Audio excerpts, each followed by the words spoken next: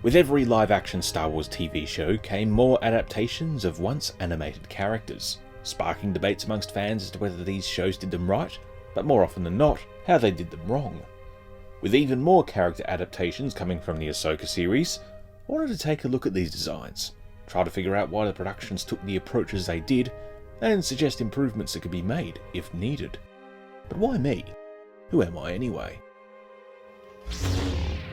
Hello there, I'm Royce. I'm an artist and a writer. I've produced a number of radio productions and had my work published and exhibited around the world. I've also studied art, graphic design, character design, animation and filmmaking. And I even have some of the certificates to prove that. It's not just me standing out there in my backyard at 11 o'clock at night. I've asked a number of other creatives to bring their expert knowledge in reviewing these adaptations. Let's meet them now. My name's Asha's Workshop. I have been a cosplayer for around 10 years now, and I mainly cosplay Ahsoka Tano. I have done several different costumes of Ahsoka and also several different headpieces. For example, I have done the first version of Ahsoka, the season 1 or the movie Ahsoka, and then season 3 to 5, so the red dress. Then I did the slave arc, the slave disguise. I also did season 7 Ahsoka, of course, and Shakti. And I also made, to this time, 3 headpieces for other persons, so yeah, you could say I'm quite a big fan of Ahsoka, and I made my fair share of Ahsoka costumes. Hello, I'm Joshua, fledgling writer, major Star Wars enthusiast, and mild historian. Hello, I'm Jacob. I'm one of Royce's regular offsiders, and calling me an expert might be generous, but I have been an avid lover of Star Wars and the expanded universe since I was a very young boy when I first watched movies with my parents back when I was, I want to say 6, 7, and I've been in love with the series ever since. I like to think of myself as someone who's a bit more open-minded when it comes to the adaptations from animation to live action and vice versa. So I like to think I can give a bit more of an impartial idea on these things rather than the more rabid opinions you might hear on the internet. Obviously, I'm not going to be giving these very in-depth, intelligent opinions. I'm more of a layman's idea of just a lifelong fan giving a layman's look at these characters and the translations. Hello there, my name is Mira, aka unknown Asajj, and I cosplay, as my name already tells, Asajj Ventress. I started bringing her to life in 2017 with the outfit she wore in a few comics. It's a very classy one in black and white, and proceeded to make her a Nightsisters outfit in 2020-2021 as well. During that process I've learned to properly use bald caps as well as hiding my hair with the help of cloaks and hoods. I'm also planning to learn even more since I want to make all of her other outfits in the future too. Hi, I'm May, more commonly known as the Mermaid Online, and I am a cosplayer. I am a game developer, I'm an artist, I'm a lot of things, but first and foremost, since a wee baby girl, I'm a Star Wars fan. This franchise has been one of my true loves. The passion was a gift from my father, as we all quite obsessively watched the trilogy together growing up. He even took me to the midnight premiere of the re-release because he's that awesome a dad and has been enabling my addiction ever since. So when I started investing time and energy into cosplay, there was no doubt that I would eventually do a Star Wars character. It's actually shocking that it took until recently for me to do one. To first understand why changes were made from the original designs, we first need to examine each style they were adapted from, and how those styles adapted live-action designs. The Clone Wars seems to have taken considerable inspiration from Genndy Tartakovsky's Clone Wars micro-series, with some designs more evident than others, which led to a bit of confusion back in 2008. Well, at least for me. Made at a time when 3D animation was expensive, and photorealism being less than photoreal, George Lucas opted for the series to have its own unique style, taking inspiration from anime, manga, and supermarionation. These designs have a kind of rough wood-carved feeling, and would gradually soften and smooth out with time. When adapting live-action characters, the proportions are not one-to-one. Some are more suggestions of a character's defining features, others heavy exaggeration, while some are closer copies of the originals. The characters' builds are slimmer, their proportions almost superheroic, and completely suitable for the purposes of the series. The outfits are more form-fitting, as cloth animation was, and still is, incredibly complicated and costly, and only recently have Star Wars animations been treated to this. Flowy fabric garments were kept to simple shapes like dresses or capes, and this restriction created a now iconic Jedi Armour look. Tales of the Jedi and the Bad Batch use this same style as well. Rebels takes that slim, elongated approach and dials it up to 11, with a lot of characters stretched beyond natural proportions. This style inspiration comes directly from Ralph McQuarrie, whose art came to define a look synonymous with the Star Wars brand. These painterly inspirations can be seen in the textures, with pencil-like line work adding definition to characters and environments, compared to the strong impressionistic brushstrokes seen in the Clone Wars. Outfits aren't quite as form-fitting, the roundness of the style working well for baggy clothing, but this isn't as taxing to animate as dangling sleeves. The character designs are more simple, and not as extreme as those seen in the Clone Wars, going for a softer approach that works better in some cases than it does in others. The final series, Star Wars Resistance, won't get too many references throughout this video, but it's worth mentioning for when it does come into play. This animated series seems to take many cues from Rebels for character proportions, but renders them in a faux cel-shaded style, reminding me of the old Dragon Booster cartoon. Characters adapted from live action are recognisable representations of them, but I feel some lack that something special that gives them personality.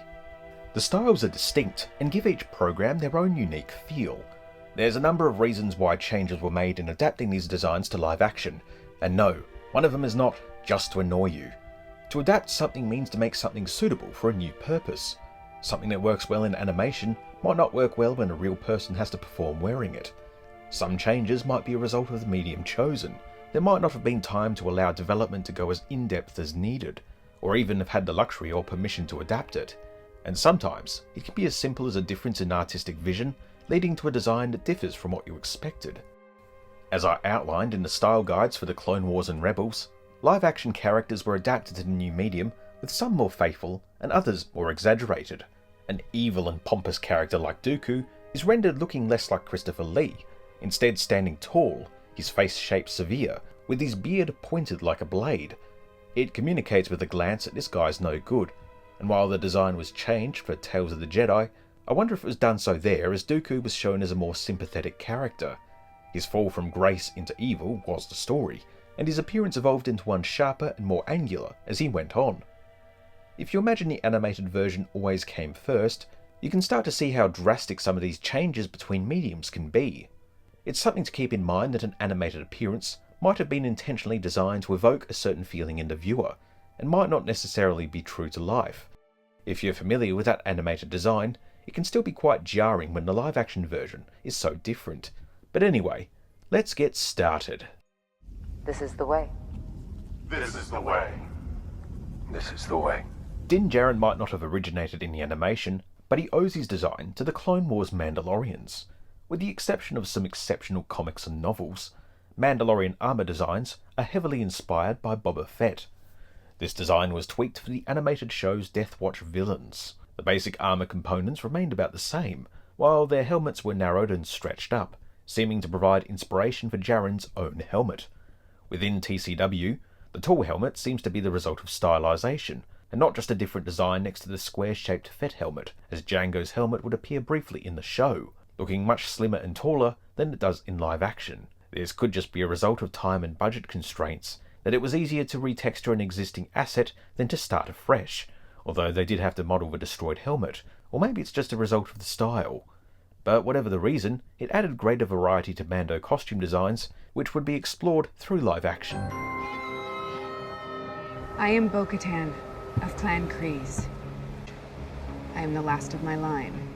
One Mandalorian who did originate in animation was Bo-Katan Kryze, whose own Night Owl helmet would come to define women's Mandalorian helmets to the present day. The changes in Bo's armour and outfit between the two animated series is minimal, with Rebels adding extra painted elements to her helmet that would later be seen in the Clone Wars revived Season 7, as well as live action. Face-wise, she's similar enough.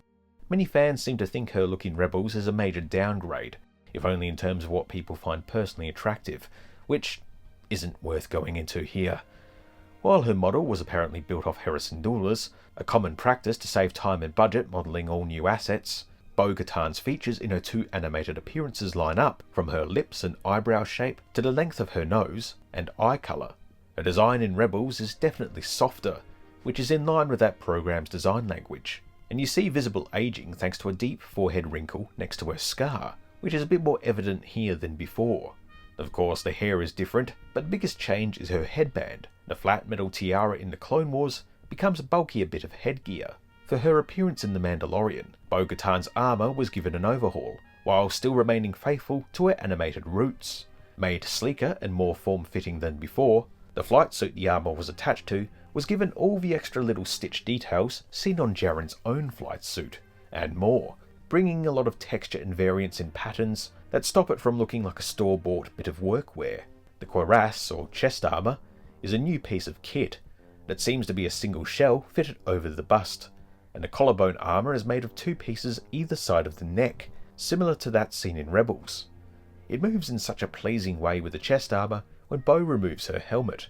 Lady Bo-Katan, Kitty Sackhoff. The evolution has pretty much always stayed consistent, with the one exception of the eye color change. I think they were green to start off with, and now they're blue? Their natural eye color. Honestly, I'm a huge fan of the Mandalorian armor set. It's, yeah, can't go wrong. And just seeing like the extra bit of scarring and detailing coming in is just chef kiss. There's really not much of a change. Sort of more singular armor plates there, sort of like Boba Fett as opposed to... But more modular shell, rather than just the straight up chest piece that she wears now. Some did criticise the armour of being the dreaded boob armour, and so-called armour experts might be over keen to point out a piece shaped this way would be liable to dent in and rupture the chest. But since the armour is made of an invincible fantasy alloy, I think Bo's tits are safe from crushing. Well, physically at least. All in all, the armour is an appropriate upgrade to that seen in the animation, doing away with the superfluous pieces like the crotch armour. It's a wonder no one tries kicking these Mandos in the groin when they get close, and the gauntlets/vembraces feature all the tools a Mandalorian needs for action scenes.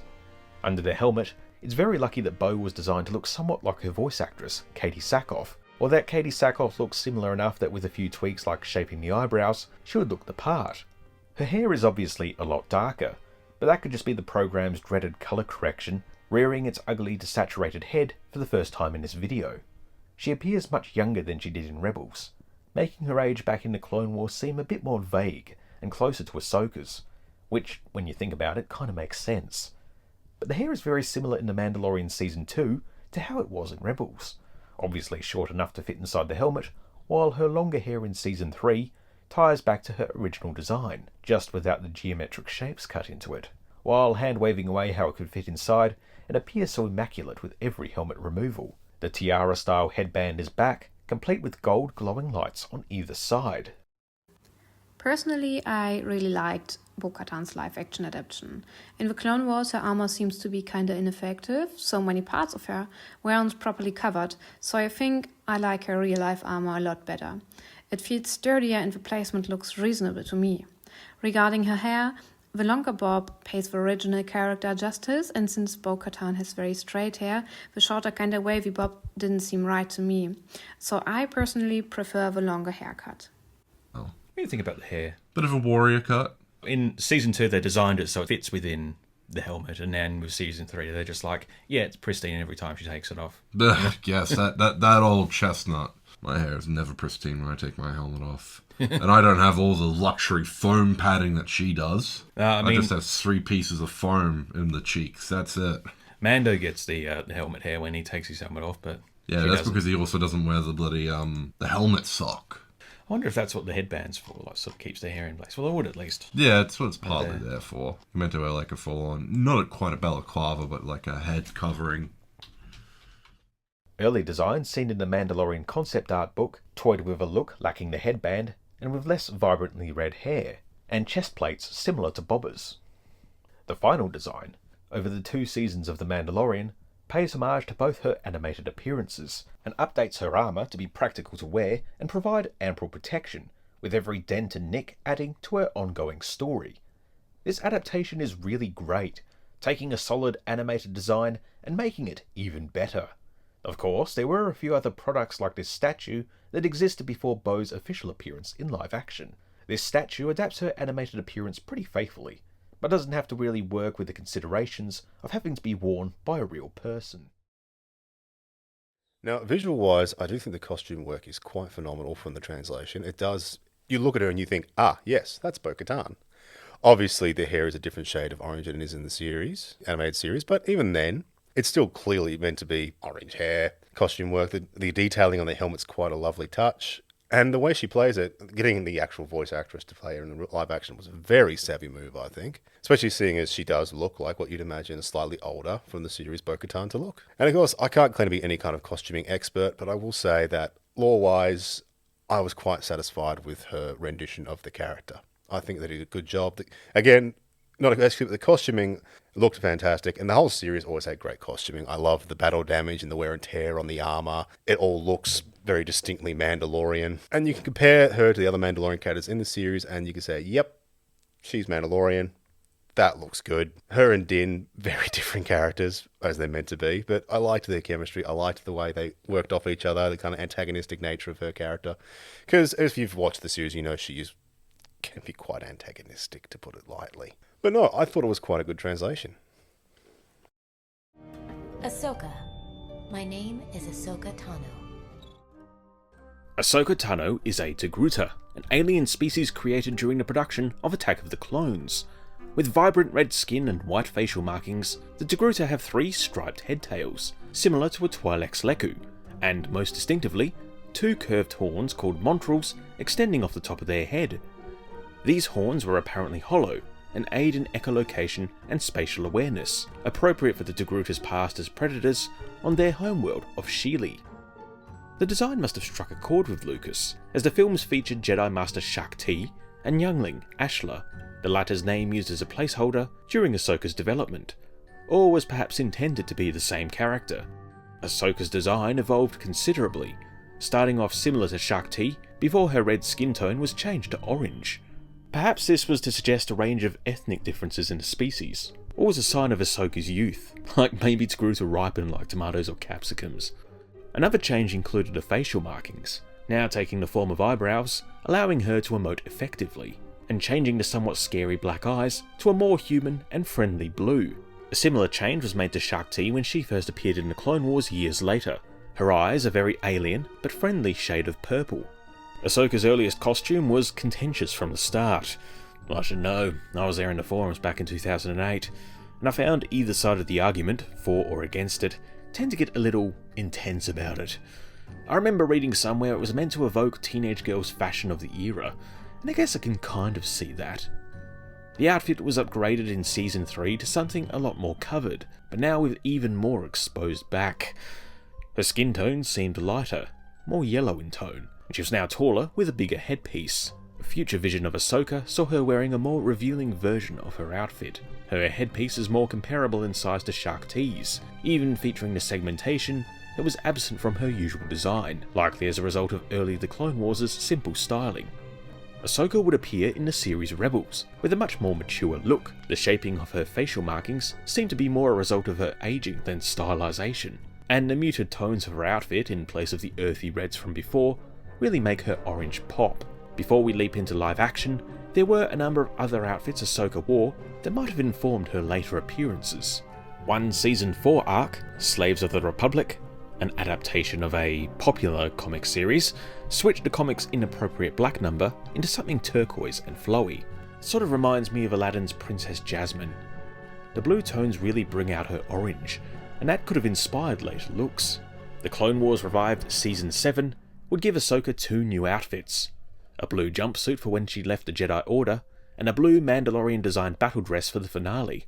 This outfit is a similar cut and shape to her Season 3 outfit, and the blues do well to match her stripes.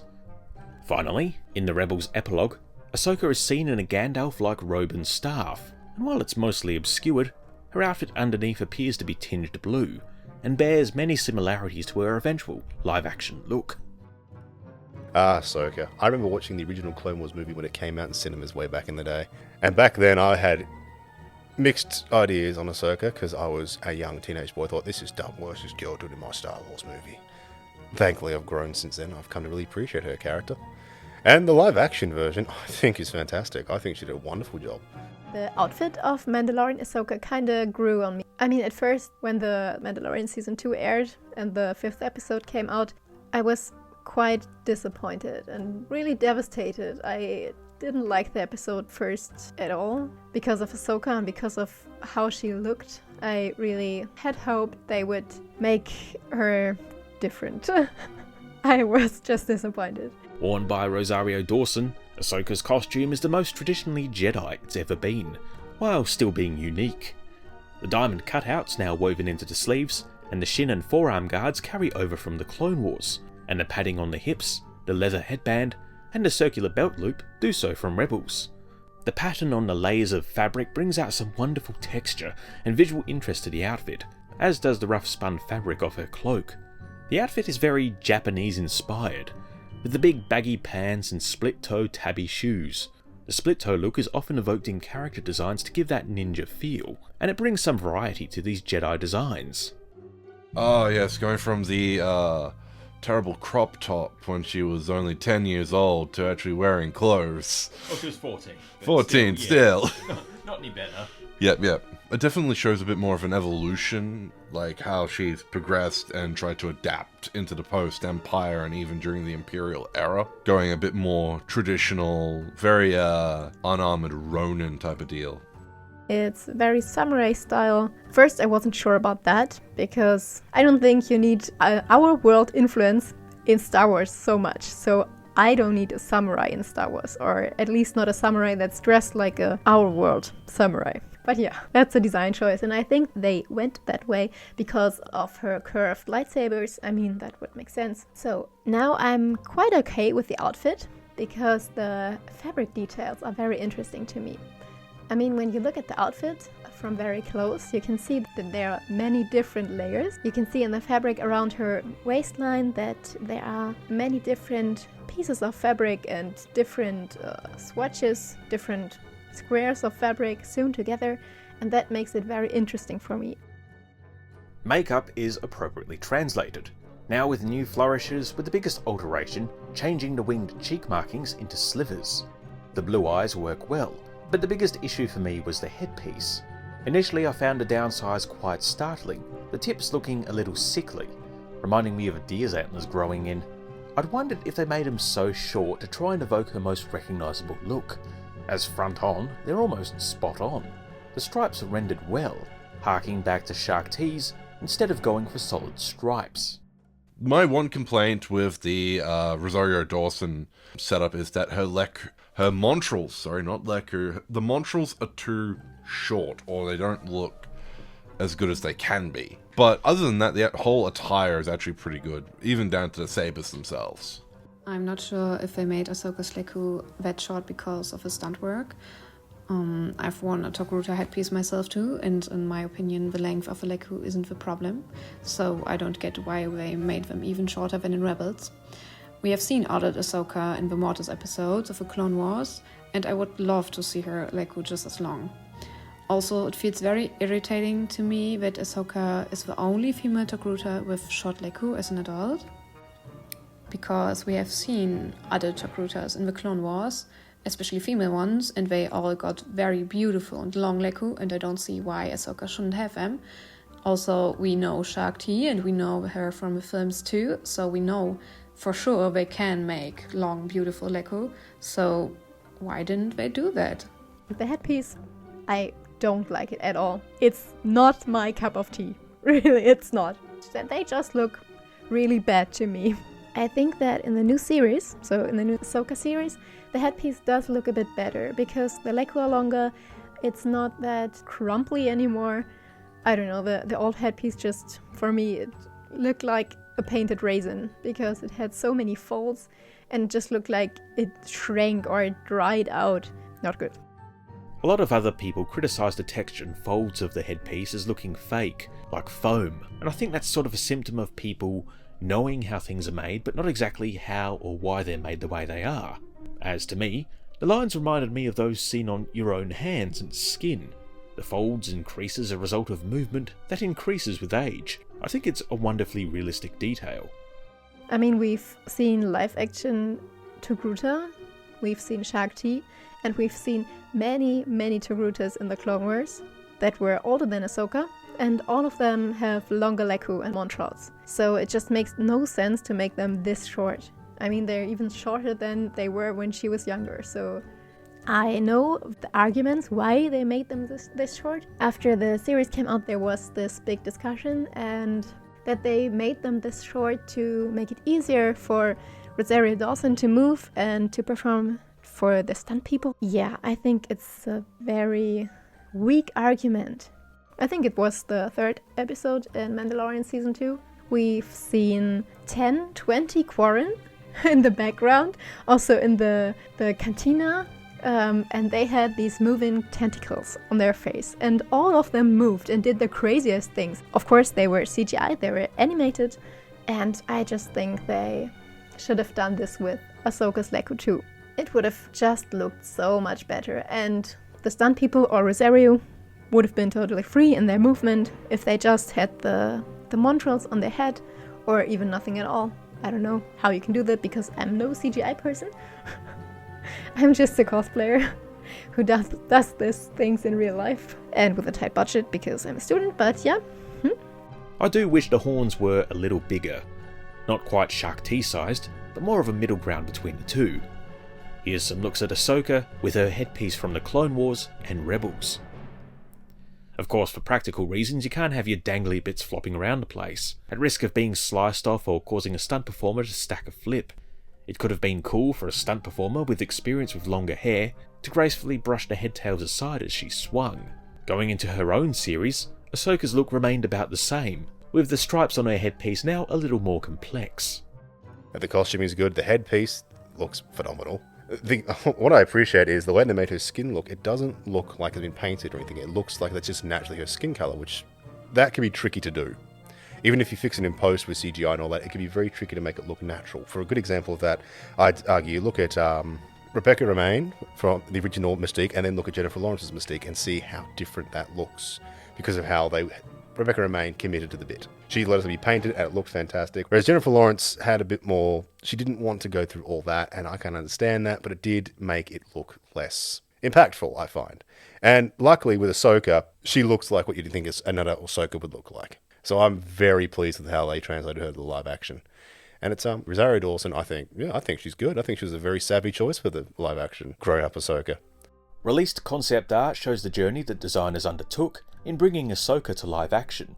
It was Dave Filoni himself who had the idea to put Ahsoka in baggy pants, an idea he had back during the production of Rebels. As I said during the style guide, baggy and flowy fabrics are pretty difficult to deal with in animation, but they were finally realised here. There's a great deal of variety in all the concept art, showing directions that Ahsoka could have been taken. I'm quite a fan of this one. It reminds me a lot of Shaak Ti, but it's quite a departure from who we know Ahsoka to be.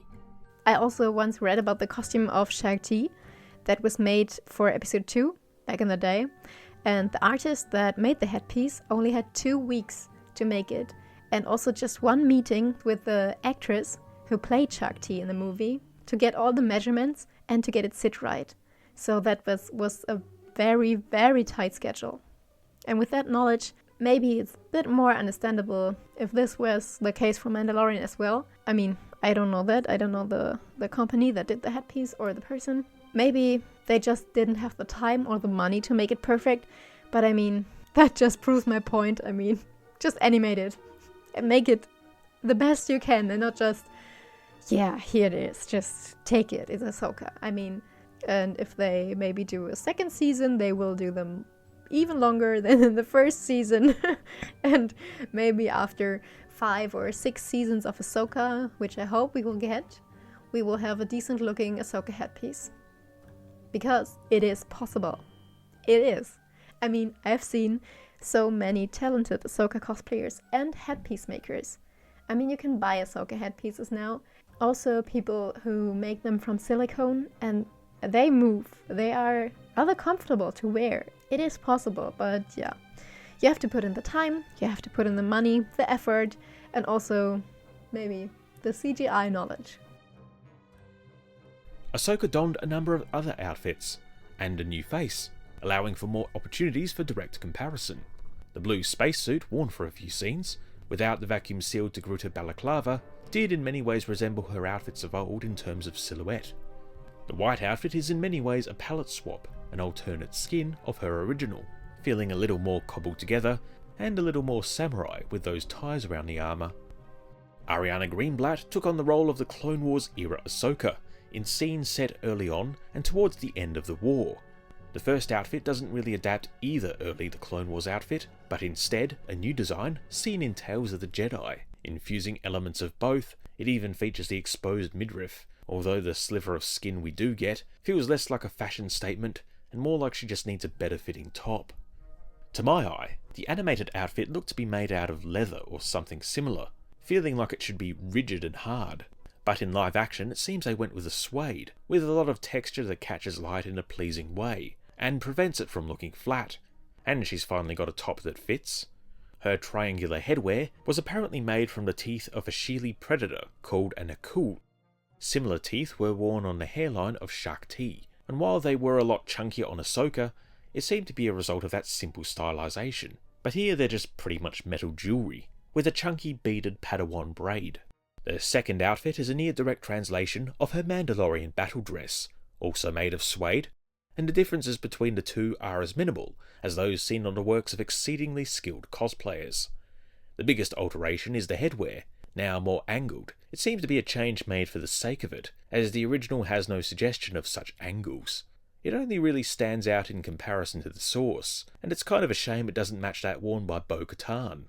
The face markings are consistent with her appearance in the Clone Wars, while featuring the flourishes seen on Rosario's, tying the two versions together. The headpiece, however, does feature some stylistic differences from Rosario's, seeming to tie back closer to the animation, with a few other extra bits just drawn on for the hell of it. I am glad they got someone young to play young Ahsoka, because one of my biggest gripes with a lot of Ahsoka's portrayal in the animated series and the comics is she was meant to be a young teenage girl, and they made her look a bit too mature looking and dress mature too much a lot. And I was never a big fan of that decision. It felt kind of gross.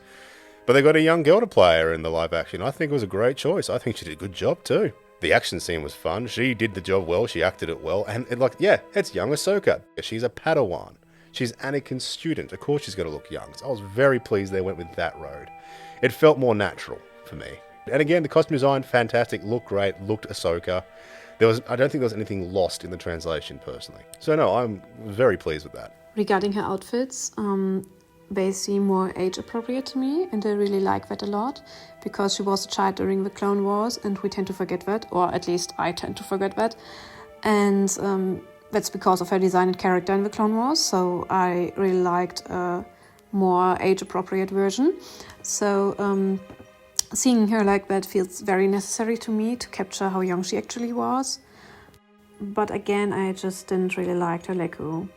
At Mandalore, we have already seen her in the Clone Wars, and her Leku were way longer, so they should have been longer again, but I see why they didn't do that, because our adult Ahsoka just has very long Leku, but I think that's wrong in the first place, so yeah. In the 15 plus years since the character's introduction, there have been many official attempts at rendering Ahsoka realistically. This one showed up on StarWars.com around 2009, pairing her with a realistic Hayden Christensen Sky Guy for the first time. One of the higher quality pieces for a fair few years, the facial likeness bears something of a resemblance to the animation and interprets the costume well, complete with the chunky braid. Her top looks way too small, the markings quite large, and the montrals have the segmentation seen on Shakti's, but hidden within the stripes. The next one appeared shortly afterwards, with another Anakin. This one, despite being realistically rendered, is still quite stylized thanks to the large eyes, and the features don't exactly match Ahsoka in most of her appearances. No segmentation on the headpiece, and it somehow feels softer with the thicker ends. Ahsoka appeared in the Black Series figure line. These two artworks by Gregory Titus do feel a little like they have the flavour of Ashley Eckstein to them. In fact, I wonder if this statue uses Ashley's face as a base. The figure likeness doesn't match her box art and feels very stoic and serene for Ahsoka. The headpiece is rendered well, as is the rest of the outfit. Later Black Series art would vary considerably, but the Rebels one does feel a little more true to the figure. Those products released around the Clone Wars Season 7 seem to go for the same sort of look, appearing different from statue to figure due to differences in paint and paint application, but the resemblance can be seen in the proportions of the Hot Toys figure and the Black Series artwork. Between that used on the figure and that used on the lightsaber, the latter used by clickbaiting trolls to claim it was Rosario as Ahsoka before her official debut, the look varies. I really appreciate this version of Ahsoka and the artwork we got from it, and I'm guessing moving forwards that any Ahsoka material will come from Rosario and Ariana's portrayals. I live in hope that one day, Ahsoka's original voice actor, Ashley Eckstein, will don the headpiece in orange paint once more. When she did so a few years ago for a cosplay photo shoot, it was incredible to see and sparked my imagination as to what she could look like on the big screen. The costume, as it was presented, needed some tweaks. The forehead was a little too big, so shifting the headpiece down and we'd be set to go. Other costume performers appeared as Ahsoka at various events over the years, from the Clone Wars movie premiere to other Star Wars events. Before we go on, I want to acknowledge and celebrate the incredible work of these cosplayers, who have all done incredible jobs at interpreting Ahsoka's animated looks into a live-action style that suits and fits them. And there's a great deal of variety in how these designs have been interpreted by different artists.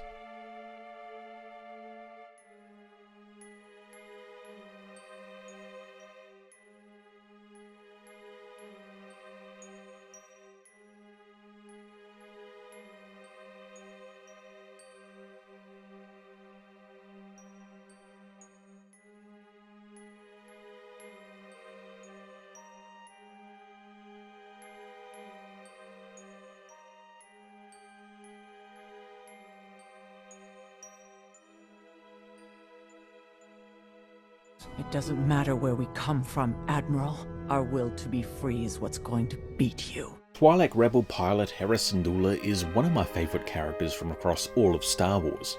She stuck out to me with her care and compassion, resilience and ingenuity in tight spots. With green skin, bluish green eyes, Leku tattoos, and an outfit resembling a Rebel pilot suit, she went through many iterations before the designers settled on this final look. With the flight cap, goggles and gloves, she really brings that World War pilot look to Star Wars. All she needs is a bomber jacket. Ah, perfect. Now about a scarf. The World War II connections run deeper, with Hera's natural Ryloth accent being very French, a decision made with the development of the Ryloth Twi'leks in the Clone Wars to bring a French resistance flavour to the show. Voice actress Vanessa Marshall has brought Hera to life through Rebels, The Bad Batch, and Starfighter video game Squadrons, where she performed motion capture as well. Something about this Hera always felt a little off to me. The skin tone and eye colour is more muted compared to the animation, and the face never quite felt right. I wonder if it's down to the character likeness. Puppeteered by Marshall's performance, it doesn't quite match up with her face structure. This is usually why the likenesses of actors is used in game projects like this. As much as we can hope for Cameron Monaghan, Tina Ivlev or Daniel Roebuck to reprise their roles in the flesh, their characters having their likenesses isn't some grand plan for it to happen. Yet. Back to Hera. Fan-made renders posing Hera's character model feel a little more true to the character, so it definitely feels like it's pulled from the animated source. But if Hera was made to resemble Vanessa Marshall a lot more, the appearance could have worked better. Hera appeared in a few other live-action styles before Mary Elizabeth Winstead. The Black Series figure and accompanying artworks are super loyal to the animation. They have just the right attitude. One comic cover sees her captured by Dr. Aphra, and feels very true to her. It's one of my favourite works of her. It's just a shame that the comic before this sees her murder Dr. Aphra's Tuka, which is basically a house cat. I'm trying really hard to ignore this because I'm wondering, what the heck were the writers thinking? Explosive house cats? Oh, seriously? Is that a reference to that game? Hera's outfit in live action keeps the colour scheme from the animations but updates the clothing, seeming to focus more on actress Mary Elizabeth Winstead's physicality. I was pretty apprehensive to hear she'd been cast in the role. I'm a fan of her work, but I don't think she was the obvious casting choice when I thought of Hera. I also think that Ramona Flowers is massively overrated. I know those are fighting words, but she's far more than that as an actress. I loved her in 10 Cloverfield Lane and Fargo Season 3. Hera is a character who could have been played by any number of fantastic actors, who both looked the part and proved their suitability in other roles. But we're not here to talk about casting, but instead the costume. I have cosplayed as Hera for about 2 years now. One of the interesting things that you kind of develop as a cosplayer is you tend to have an eye for pragmatic designs. I mean, also working in video games, that helps me too. But often when you go from animation to live action, you always have to make changes, but you often see design changes. And when you boil them down, it's almost always tied to pragmatism. It's like, oh, she's not wearing overalls. Yeah, because the actress doesn't want to put her overalls on the floor every time she has to go to the bathroom. And I'm not saying I necessarily agree with these. I think that some of them are also adapted to make sense for modern sensibilities, like high-waisted pants are in. There's always going to be changes because every medium has something that it does better than other mediums. Like animation does stuff better than live action and vice versa. The same way, music does different things than paintings. They're all art and they all evoke certain feelings, but the translation is very different. Well, what's interesting is I mentioned I was a game dev, and when I was working at EA, I was not directly working with the team at Motive that did Squadrons, but I was in the same office. And everyone knew that I was a huge Star Wars fan and I was a huge Rebels fan. So when they were developing the model for Hera, I naturally was very nosy and curious. And the jacket isn't a new addition in the live action version. It's actually an addition from Star Wars Squadrons. They gave her a leather jacket on top of her traditional outfit. So she's almost like not the gateway, that sounds bad. And she's almost like the bridge between the more stylish simplification of what happened in Ahsoka, the live action series, and how she appeared in Star Wars Rebels. So it wasn't 100% taken out of nowhere. It was something that had been developed for a video game that is super fun to play. So if you don't have it, you should consider picking it up. It's basically, X-Wing versus TIE from back in the day. Super. I can't stop promoting stuff. But yeah, the tight pants, I'm not 1,000% down with. I do like the high-waisted. I do like some of the design choices they made and the construction of the garment. I think that baggy flight pants and kind of that flight suit makes a bit more sense for her, especially. But I mean, she has moved from a place where she's more in the pilot seat needing an ejection suit to being, a figurehead who's a general and doesn't need that sort of functionality. So yeah, maybe she just wanted to wear tight pants. I think that switch from hands-on pilot running around in Rebels to a more, dare I say, bureaucratic role as a general and as a leader, that the design would reflect those changes. So I don't 1,000% love it, but I completely understand it. However, I did not love the makeup. As someone who does cosplay and does a lot of aliens, my first cosplay was actually Liara T'Soni from the Mass Effect series. Then I did Shiala from the Mass Effect series, and I've done a couple of Twi'leks as well. So I like to paint myself in a ridiculous amount of colors. And one of the things that I've learned through trial and error and a couple of online classes is that you have to use so many colors. Like when I paint myself for Hera, there's an ochre, there's a tan, there's purple, there is a rust color. Like you have to do so much work to make it look like skin. I even give myself like speckling, like a little bit of freckles. And not to toot my own horn, but I think that's one of the reasons I tend to photograph really well. Otherwise, you end up just kind of looking like a flat smear. It works well. Humans aren't smooth. Our skin is covered in pores, freckles, and bits of hair that all catch the light. This attention to detail makes even the most alien-looking characters feel tangible. Winstead Syndulla could have done with this effect, as in close-ups the application looks a little heavy and obviously painted. So I was not a fan of the makeup, and it was shocking because Ahsoka's contour got very good from early Mandalorian to Ahsoka, so it seemed very weird to me that the same effort wasn't put into Hera. So I'm not sure what that was about, but it was very distracting, and the contacts annoyed me so much. Like, I would rather an actor use their own eyes. So one of my makeup design heroes is Michael Westmore, who does all of the aliens for Star Trek. Is it blasphemous to say Star Trek when I'm talking about Star Wars? Anyways, he's brilliantly talented, and one of his rules when it came to designing aliens was he didn't want to put too much stuff on them so that you couldn't see their performance, and contacts were a huge no-no. Like, it took Deep Space Nine and going to the Gamma Quadrant and wanting to do something really different for them to put contacts, because you lose the performance, you lose the actor. It was upsetting to me that when she's having a big speech moment, all I could see was like one of her contacts drifting slightly. Looking at Deep Space Nine, you have villainous characters like the Vorta, who wear contact lenses to add to their overall alien appearance. Meanwhile, a more friendly character like the android Data has contact lenses to convey his synthetic nature, and they went through many combinations and variations before finding a look that wasn't off-putting. Whereas for Hera, the look is rather startling. Oh yeah, another thing, I went and tried out another element of her costume which was absent from the live-action version, giving her the orange stripe on her headwear. What do you think? Is it just right, or too much colour? The headpiece is bigger than the animation, but the animation doesn't have to contend with fitting someone's hair under it all.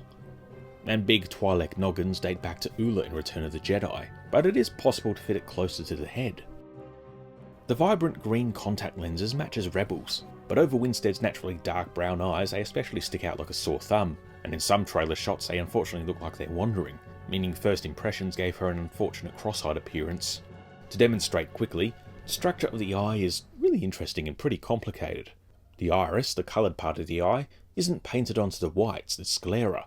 Viewed side on, it's sort of like a dish into the eyeball, with the cornea over the top as a bubble, protecting the iris and the pupil. When light hits an eyeball, it catches on the curve of the iris dish on the other side of where the light hits the ball, to be really technical. Contact lenses are curved outwards, and even when they're realistically detailed, they can still feel unnatural when the light hits them, because they don't act like a real eye. You see this issue with Geralt in the Witcher series, but it's not really an issue with Legolas in the Lord of the Rings movies. So how do you get around it? Well, I found out the actress Vivian Lyra Blair, who plays the young Princess Leia in the Obi-Wan Kenobi series, actually has blue eyes. It seems like they used natural blue to key them brown and increase her likeness to Carrie Fisher. Before I saw the Ahsoka series, I speculated that if you had an actor with dark eyes, but needed them to be a lighter shade and had all the money in the world, you could have the actor wear blue or green contact lenses and use that as a base to switch them to a more natural appearance using VFX.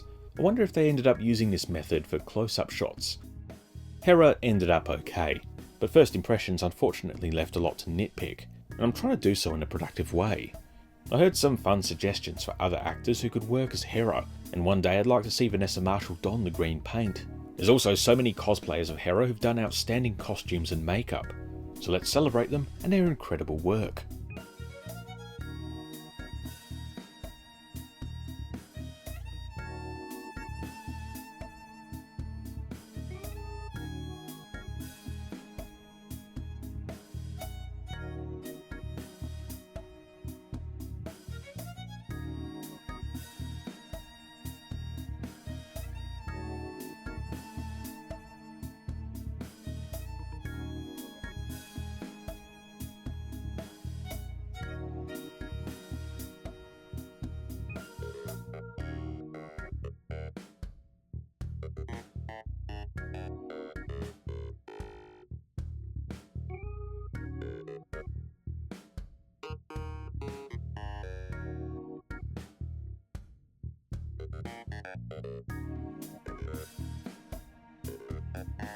I know when something is near and dear to your heart that you're always going to find things that you don't like because you have such a strong connection to it.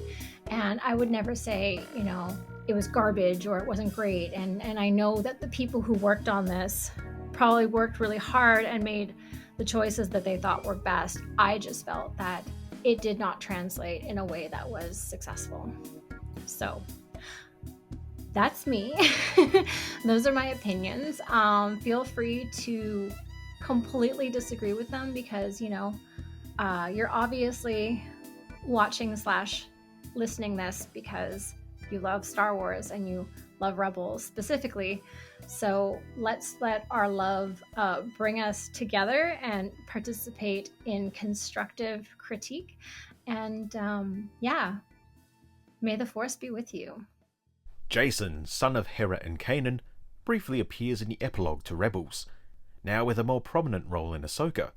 Some friends of mine were apparently put off by the animated Jacen's startling appearance, and I'm not about to criticise a kid, even an animated one, but his look in Ahsoka is a lot more developed and different. It's easier to take in. Jacen's pretty good. He's not the first example of a human and Twi'lek partnership. The Clone Wars and the Bad Batch featured a batch of characters, the Lorquains. Twi'lek farmer Sue Lorquain had 2 half-human and half-Twi'lek children with a human father at some point prior to the war, and was now in a relationship with clone trooper deserter and human Cut. Her children take more after her, resembling Twi'leks, so as in real life, whatever genetic traits are carried over are basically a lottery. So yeah, humans and Twi'leks can mate. No, there's no scientific reasoning. Star Wars isn't technically science fiction, it's space opera, a fantasy. Anything can go from humans/Twi'leks looking either human in Jacen's case or Twi'lek in the case of Sue's children. I suggest you don't worry about this sort of thing and just enjoy yourself.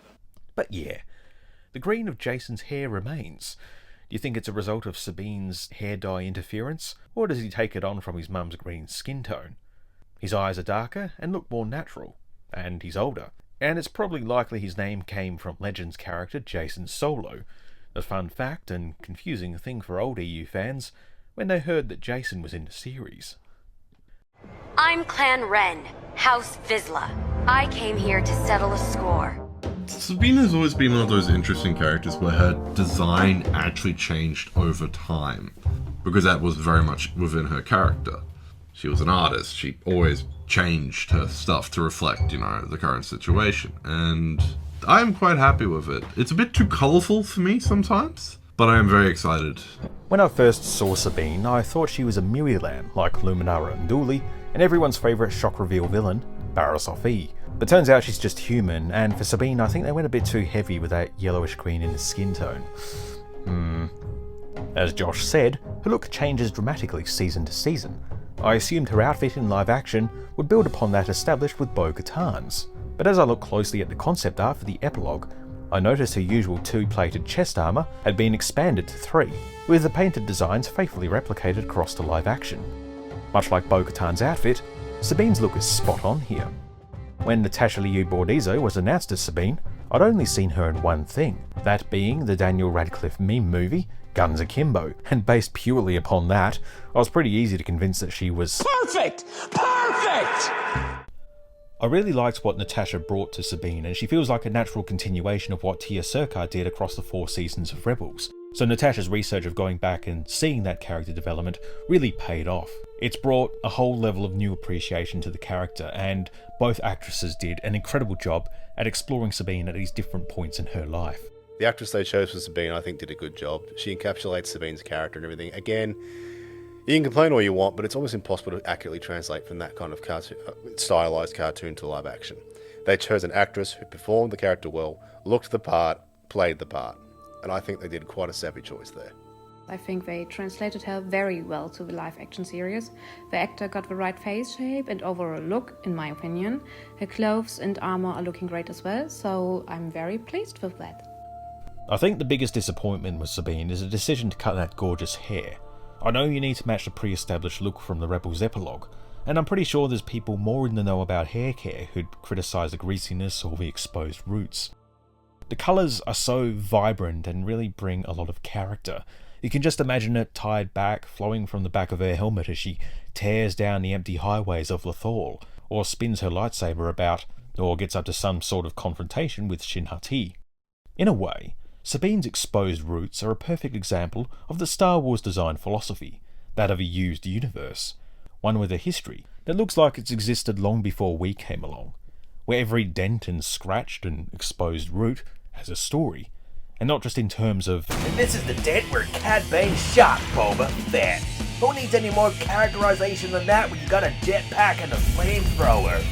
I mean things like, this dent is from someone dropping their datapad off the table, this scrape is from someone not looking where they were going when they were carrying a container down the hall, and these chips are from when Boba fell down the stairs of Slave 1 as soon as he finished repainting his armour. Like seriously, he just repainted it. Where did he get all that damage from? Did he leave it there intentionally?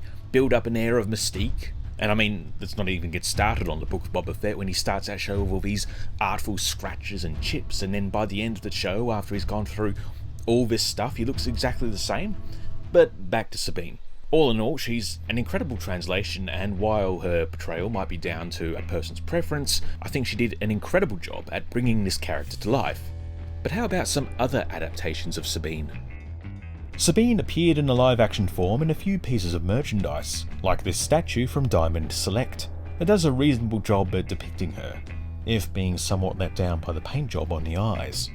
When it comes to protection, her armour provides the bare minimum, and while it kind of works in stylised animation, in live action it is translated very literally, leaving a lot of gaps and exposed areas for damage. This is most obvious in her Black Series action figure, originally released in 2016, then later in 2020 with improved face printing. Consistent to the show, and realistically proportioned, it achieves what these figures set out to do. The box art does a similar conversion through different methods. It feels like a version of Sabine that works for the purposes of the art. Looking at the armour worn by Mandalorian women across live action, I had a crack at designing Sabine and her armour from the animations while matching that realistic styling. I also have here some stellar Sabine cosplayers who adapted these designs to their own costumes.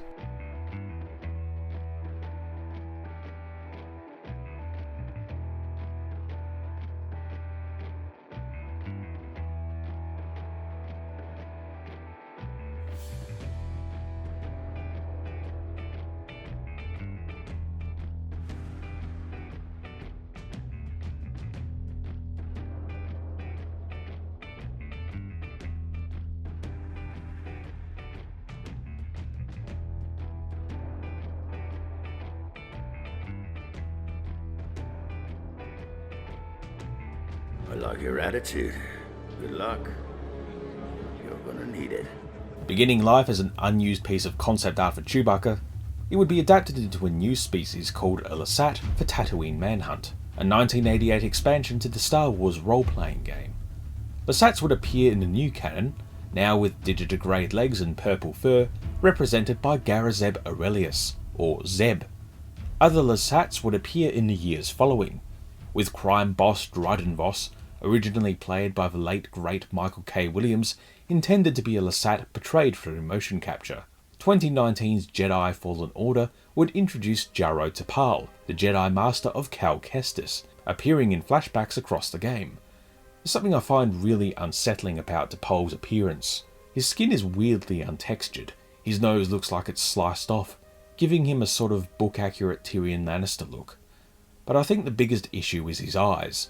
In the animation, Lasats are shown to have their eye a solid green, and here with the whites of his eyes, iris and pupils, they're too human and it makes Jaro Tapal feel like a disfigured man more than a friendly alien. Other attempts to adapt Zeb and Lasats in general were far more successful.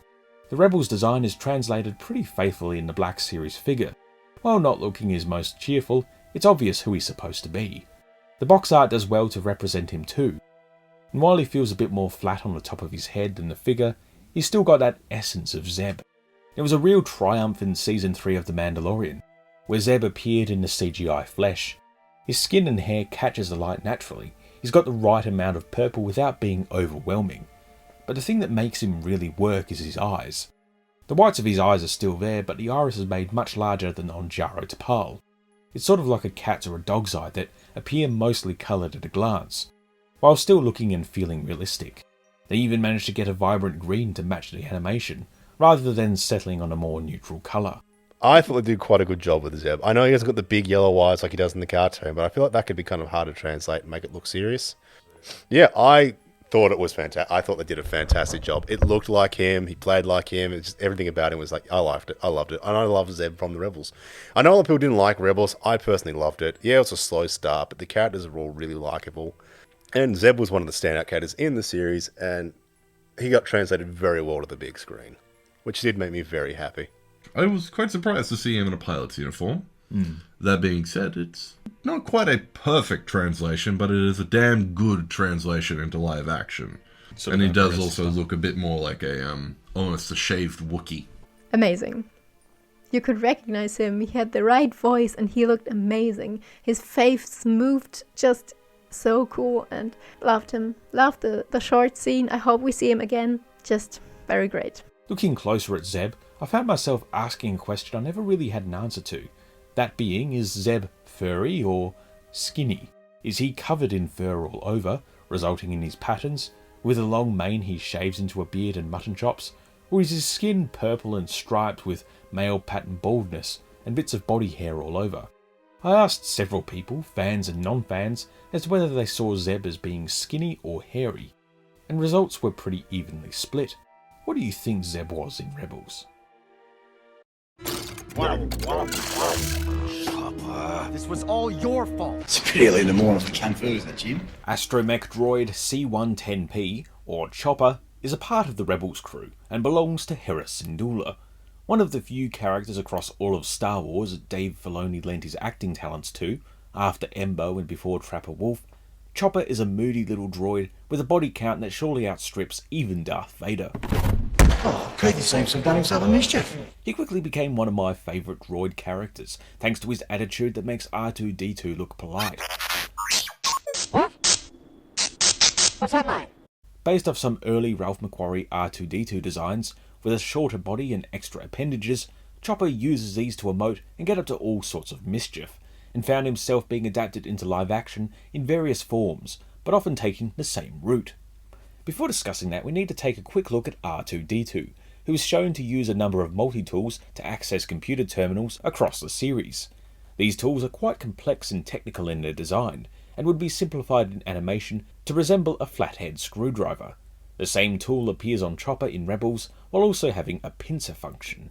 Chopper first appeared in a background cameo in Rogue One, and is very faithful to the source material. That's because this Chopper wasn't created for the film, but the Rebels companion recap series, Rebels Recon. Since learning this, I'm a lot more lenient on how literal a build he is. He's there to represent the animated character, and does so wonderfully. His appearance in Rogue One is just an Easter egg, and nothing more. Stepping into the Ahsoka series, he gets a significant overhaul, with enough details to make him hold up to a greater level of scrutiny next to other live-action droids. He's a lot more robust looking than R2, shorter, stockier, and because of that, in isolation, he does look a little exaggerated and cartoony, but otherwise very well done. Not to criticise performances, but I think this Chopper could really do with some more hand acting to properly emote. Chopper appeared in action figure form in the Black series. There's no point going on about it. He's different from the Ahsoka series ever so slightly. The loose panel from Rebels is carried over to the figure, but not the Ahsoka version, technically making him slightly more accurate. But maybe Hera got around to fixing him in the years since. And remember, the Force will be with you. Always. Ezra Bridger grows a great deal over the Rebels series, and his live-action Ahsoka outfit, sighted in hologram form, seems to be a good match for how it looked at the end of the animation. Artwork and figure-wise, his appearance varies, but I think his Black Series artwork works rather well. Since finding out that Ezra's inspiration could be found in Ralph Macchio from The Karate Kid, it's interesting that no one seemed to pull from this when drawing him. Iman Asfandi's portrayal of adult Ezra feels great, and he features his trademark cheek scars and even the vibrant blue eyes. They feel a little unreal to me, with how accurate they are in tones in the animation, but I've already spoken about eyes at length in Hera's section. Kanan Jarrus has yet to appear in live-action form outside some artwork. Rendering his face seems to be a bit tricky depending upon the artist and sculptor, but all hit upon something that could feasibly work for the character, but most just focus on how he looked before losing his vision and growing his beard. I'd like to see his original voice actor, Freddie Prinze Jr., appear in the role, even though he's a bit older in real life than Kanan is ever seen to be. To finish up the main Rebels crew, I illustrated the original cast as their characters. One major Rebel character to not feature in proper live-action form, yet, is Agent Kallus, a vicious ISB agent who comes to learn the error of his ways, and one of the fastest men alive. His distinctive mutton-chopped look sets him apart from the hairless, austere Imperials. and his ISB armour has shades of existing Imperial armours and uniforms. The armour made an appearance in Battlefront 2, worn by an original operative, that kind of makes me wish we saw this armour donned by one or more of the ISB officer characters we had in Andor. Kallus would appear in various artworks, mostly for the tabletop game Star Wars Legion, looking very grizzled, sort of like a cross between Liev Schreiber and Daniel Craig. It's a shame Kallus's voice actor, David Oyelowo, doesn't exactly look the part. I was lucky. Knocked out by the first blast. So that's you. That's me. It's always been my ambition to play a white ginger guy. Well, there you go. Honestly, when I found out it was him voicing Kallus, I was just like blown away. He brings such depth to the character, and gosh, I wouldn't mind seeing him play the role in live action one day. In fact, I gave it a sketch. Across this video, I've stuck to analysing adaptations of Star Wars characters rather than vehicles or weapons, those things being a lot more technical and more the domain of E.C. Henry, who was a considerable inspiration for this video. However, since Hera's ship, the Ghost, and its shuttle, Phantom 2, are so prominent in the series, they're practically characters themselves, and are well worth exploring. The Ghost is a VCX-100 light freighter, produced by the Corellian Engineering Corporation, who also made the YT series ship, the Millennium Falcon. Piloted by Hera Syndulla across the Rebels series, it's the mobile home of the Spectre's Rebel Cell, with sizable living quarters, unique cockpits, and turrets. The Ghost appeared as an Easter egg in Rogue One, then later in The Rise of Skywalker, likely the same model. Appearing on screen for only a few seconds, the ship still needed a significant overhaul to bring it up to the same level of detail seen on other iconic ships of the series. Details once rendered in pencil lines and brush strokes are now modelled in 3D, adding greater definition to the ship, and the panels along the rim are removed or replaced with greeblies. These add more visual interest and ties the ship's lineage to the same family as the Millennium Falcon. Proportion-wise, the Rebels Ghost and Rogue One Ghost are about the same, but those extra details bring it to life and makes the original look quite stark in contrast. Whether or not the same model is used from this point on remains to be seen. It's very likely been updated to withstand a greater level of scrutiny and perform actions necessitated by the story. The Phantom 2 rests at the rear of the Ghost. Following the loss of the original Phantom, a separatist Sheathipede-class shuttle was captured by the Spectres and converted to its new form to serve as a replacement. The dorsal fin was reduced in size, the armament increased, and the paint job matching the Ghost. Since the separatist shuttle originated in live-action films, a few little changes to the existing design will see the Phantom 2 realised as it should be. The T6 Jedi Shuttle first appeared in the Clone Wars, before popping up across other animated series. Initially an unarmed transport for Jedi ambassadors, Ahsoka's featured a few enhancements and personalisations. The original design is very sparse in exterior detail, with smooth surfaces and a well-weathered paint job. But even next to other ship designs from the earlier seasons of the Clone Wars, it feels comparatively low res. A brief appearance at the tail end of Rebels adds more panels and chunkiness, making it feel more solid. I don't think this model was articulated either, since it doesn't move in the way that we know this ship can. The very same ship appears in Ahsoka, recreating these moments, and the model is spectacular, pictured here with ILM model maker John Goodson. It's still smooth compared to a ship like the Ghost, but has enough texture and detail to match and even surpass some live-action ships, feeling like it hails from a similar lineage as the Republic cruiser from the Phantom Menace. The series does a great job showing it off, inside and out, and really makes the T6 shuttle a star.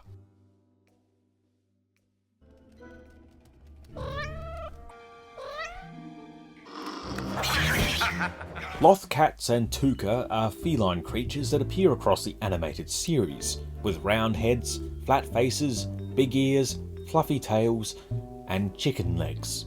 They seem to vary in being both wild and domesticated creatures, the size of a large house cat and of similar temperament. The Loth-Cat appears briefly in The Mandalorian. For such a quick appearance, not too much time could be spent adapting them, so their looks are sort of like someone switched RTX on the Rebels version. The very literal interpretation works for a blink and you miss it moment, but doesn't quite stand up to scrutiny. The model in a standing pose looks a lot better, and I think while laying on the floor and having its head so in frame, it just sort of accentuated the weirdness of the design. But there are some beautiful little touches to this Loth-Cat. His eyes are very cat-like, the whiskers are great, there's natural ridges to his face, even if the ears don't exactly look like they can hear. The newly designed Loth-Cat is less round-headed, now portrayed by a puppet or animatronic, with lots of fluff, more definition to the face, darkened eyes more like the animation. They do have some colour to them when viewed in direct light, and the ears still sort of seem like stumps placed on the top of the head. Loth-Cats also appear at the theme park Galaxy's Edge, different from the other two, sort of maintaining a cartoony look, while looking quite friendly and cuddly. Given the amount of variety between real-life cats, it's feasible these designs could exist in-universe representing different breeds. If I was to have a go at redesigning the Loth-Cat, I'd add the features seen on real cats, like functioning ears, going for something larger like that seen on a Maine Coon or a lynx, making them appear more heavy-set, and return to the cat-like eyes. I looked at other round-headed and polite cats for their wide mouths, and for the nose I experimented with a more cat-like nose that might have been absent in the original design as a result of stylization, or perhaps they have something more like a rabbit's nose. What do you think? Loth-Cats. That was an interesting translation over from seeing them in Rebels to appearing in, live action. Yeah, they're CG looking, but I wouldn't mind taking one home, even if it did claw my face off. I think it's a clear case of, using the CG like they did for Grogu versus the, what do we do? Yes, the Loth-Cat. It did not look nearly as gremlin in the live action. And what I liked about the Loth-Cat was how much of a goddamn gremlin it was. I mean, they did a good enough job as they could to the translation. It's tricky to translate something that cartoony into live action, but it lost its gremlin aspect, and I love a good gremlin. But, they did what they could. And I goddamn hate CGI, though. Well, CGI, I don't hate it. It has a purpose, and it's come a long way from the old days. But I've always been a fan of practical effects. But no, I think they did a decent job of translating it. It was always going to be something that was going to be tricky to properly translate to live action. I just love them all, to be honest. I really can't decide which one is my favorite, because they are all very cute and they are all very sweet in their own way. But I do love the fluffy looking ones very much. Of course, I know all of them are fluffy, but I do think in the Ahsoka series they look the fluffiest, so I really like them. I do so admire your persistence. Ready to die? The Grand Inquisitor is a Pauwan, a species first introduced in Revenge of the Sith. Originally designed as inhabitants of the lava planet Mustafar, they were shifted to the sinkhole world of Utapau. Tall in stature and long-limbed, the Pauwans have grey, vertically lined skin, red tear marks under their black eyes, sharp teeth, and technology implants over their ears. The main member of the species is leader Tion Maedon, played by Bruce Spence, a New Zealand-Australian character actor known for his roles in the Mad Max films. I think it's fair to say that Spence's appearance is distinctive and adds to Maedon's own look, a point we'll get back to in a bit. The Grand Inquisitor is one of the first characters to appear in Rebels, with pale grey skin, the vertical grooves rendered as fine pencil lines, and the irises of his eyes in yellow. A change from the fully black eyes seen before, may be hinting to dark side influence, and maybe to make him, well, not necessarily more human, but at least readable, which is important in animation. Some noted he bore a similarity to the Clone Wars character the Sun, a being who was apparently the embodiment of the dark side of the Force. But this seems coincidental, since the Inquisitor was slated to be a Chagrian like the blue-skinned Masa Meda from the prequel movies, before switching to Pauwan. It's also not quite clear if the red marks, especially those under the eyes, are tattoos or the same red tear tracks seen on Maedon. Voiced by Jason Isaacs, he brings an appropriate level of sophistication and malice to the relatively low-stakes first season of Rebels. The Inquisitor's outfit blends Imperial uniform with newly designed armour, creating a precedent for other Inquisitors. In the translation to live action, it's done fairly well, although the armour plates on the thighs, added for visual interest in the animation, look as though they'd be smacking his legs with every step. It must be exhausting to wear, in and out of universe. The Imperial uniforms weren't really made for comfort. It's known that Peter Cushing, playing Tarkin in Star Wars, wore slippers in place of his constricting boots for close-up shots, and in universe, Andor's Dedra Meero looks to be suffocating under her own uniform. The Grand Inquisitor's uniform contributes to giving him a slightly hunched over and grumpy appearance, appropriate as he appears throughout most of the show, not so much as a dangerous adversary, but a put-upon department manager, with unruly employees and a shithead for a boss. Now played by Rupert Friend, a slightly younger Grand Inquisitor appears in the Obi-Wan Kenobi series, bringing his own unique take to the character. The character's appearance was criticised from the moment it was revealed, seeming to doom Friend into playing pale bald guys in black suits with controversial head shapes. His look is suitably alien and creepy, but definitely not Powan. As I was saying earlier about Bruce Spencer's Tion Maedon, he has a very distinctive appearance which has allowed him to perform a number of colourful characters over his long career, and his own tall head shape might have contributed to Maedon's design. I'd wondered too if Maedon followed a trend of other alien leaders seen across the prequels, as you see with Gungan leader Boss Nass, who differs greatly in appearance from other members of his species.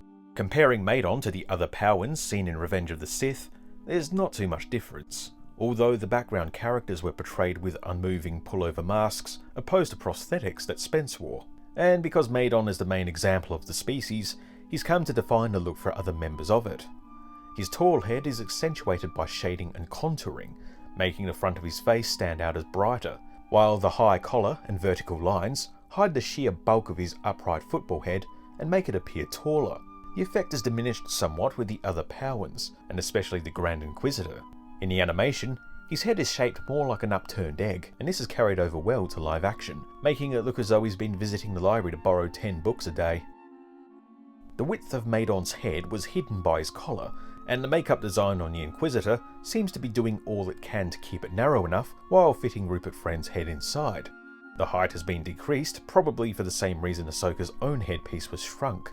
But compared to the animation, the proportions of Friend's Inquisitor is pretty close. Perhaps if he was to return in future, and I really hope he does, trying to knock a centimetre or two off the width, and maybe adding one on top, could do a lot to improve his look.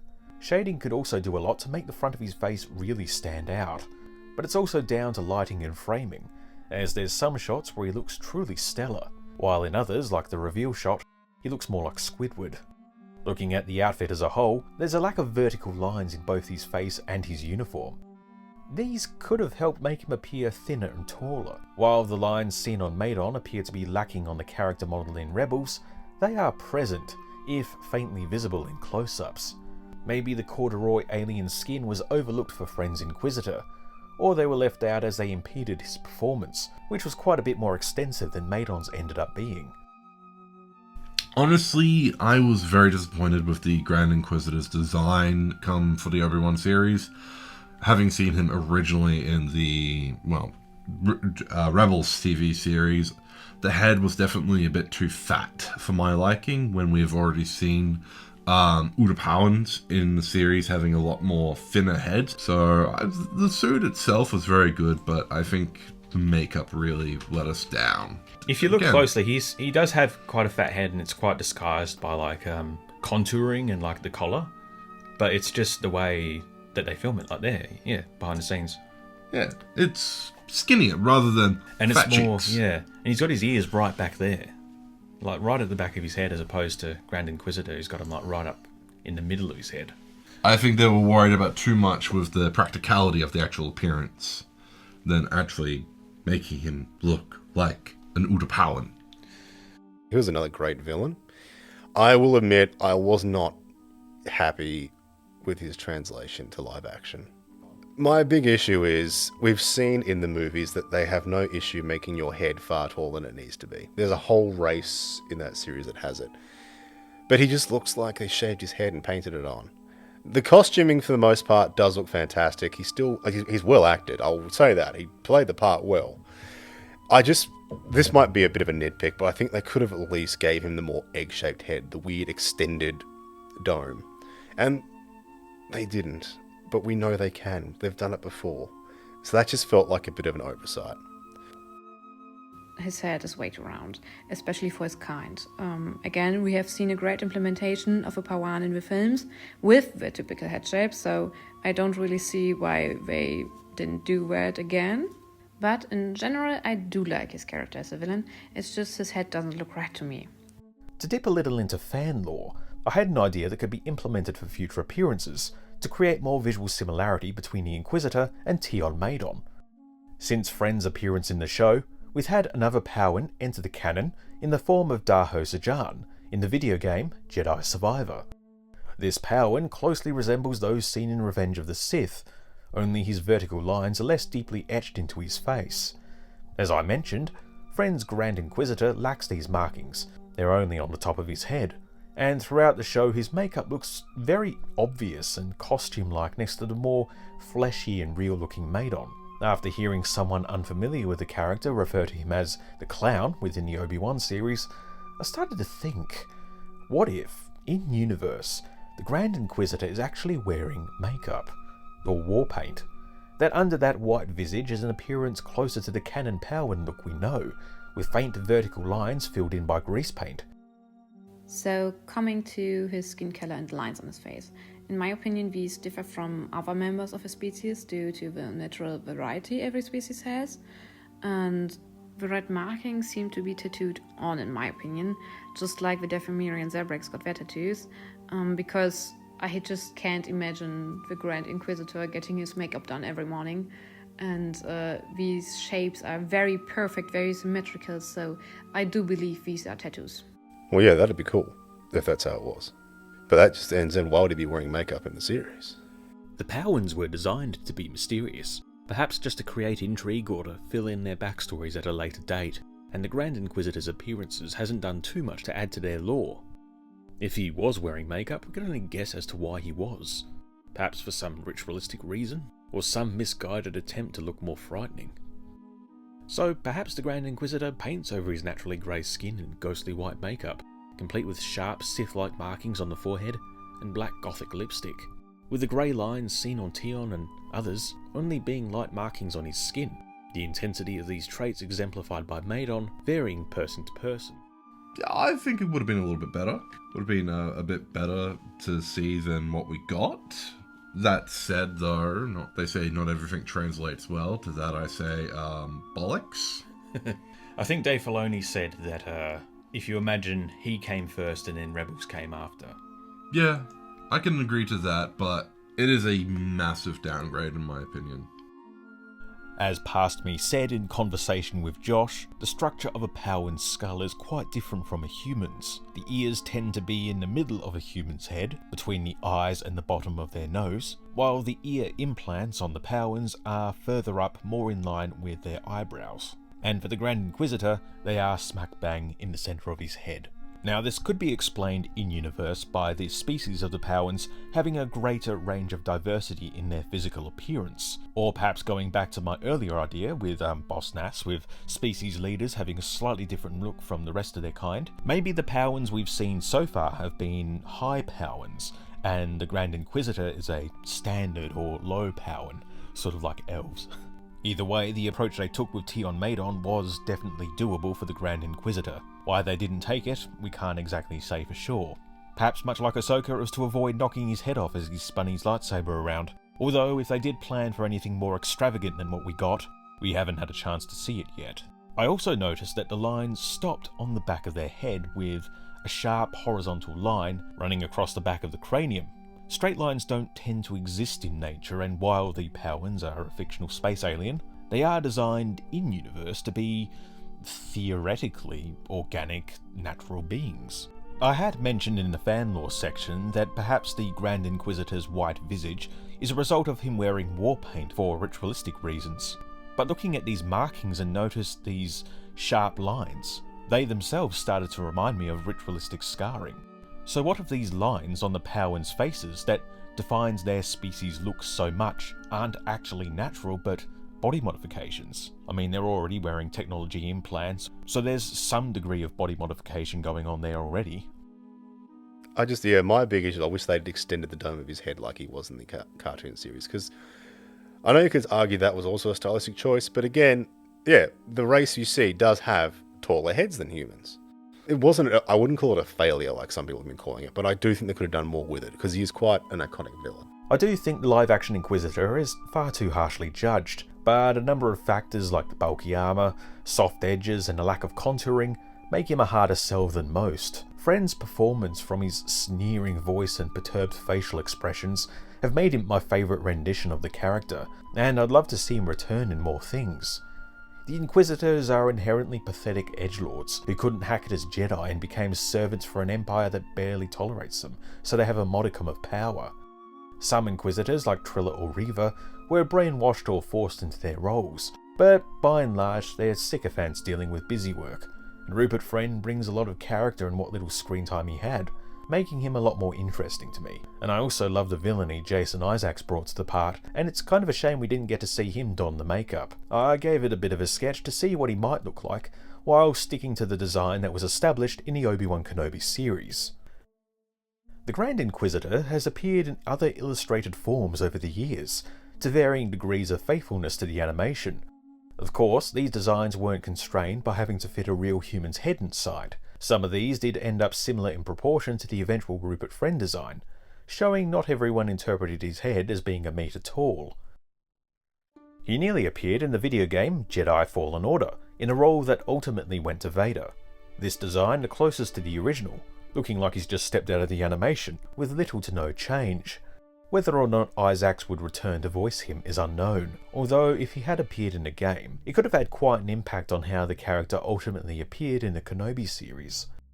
Then again, the game appearance of Fortress Inquisitorius didn't have much sway on the live-action version. Of course, differences in atmosphere. A clear night with neighbouring planets hanging in the sky is quite different from the moody storm setting in the show. The vastness of the interior corridors in Fallen Order is a result of game mechanics, allowing players and enemies room to move. And as for the exterior, it's not entirely out of the question that renovations and remodelling might have been done in the intervening years. Purge Troopers joined Inquisitors in their hunt for surviving Jedi. First appearing in tie-in media for Fallen Order, they reused the helmets of airborne clone troopers glimpsed in Revenge of the Sith. Perhaps the altered design of the beehive-shaped helmet was beneficial to the performance of these troopers over regular stormtrooper helmets. Years later, their armour and helmets took on a new design, borrowing existing elements from other types of stormtroopers. The face now sharper in appearance, blockier than regular Stormies, with a wide visor like that seen on a patrol trooper, for continued improved visibility, and with the slope on the back being borrowed from Vader, snowtroopers, and commanding officers. Perhaps the graphic designers of the Empire at the time were just fully on board with brand consistency. I will succeed where you and Kallus have failed.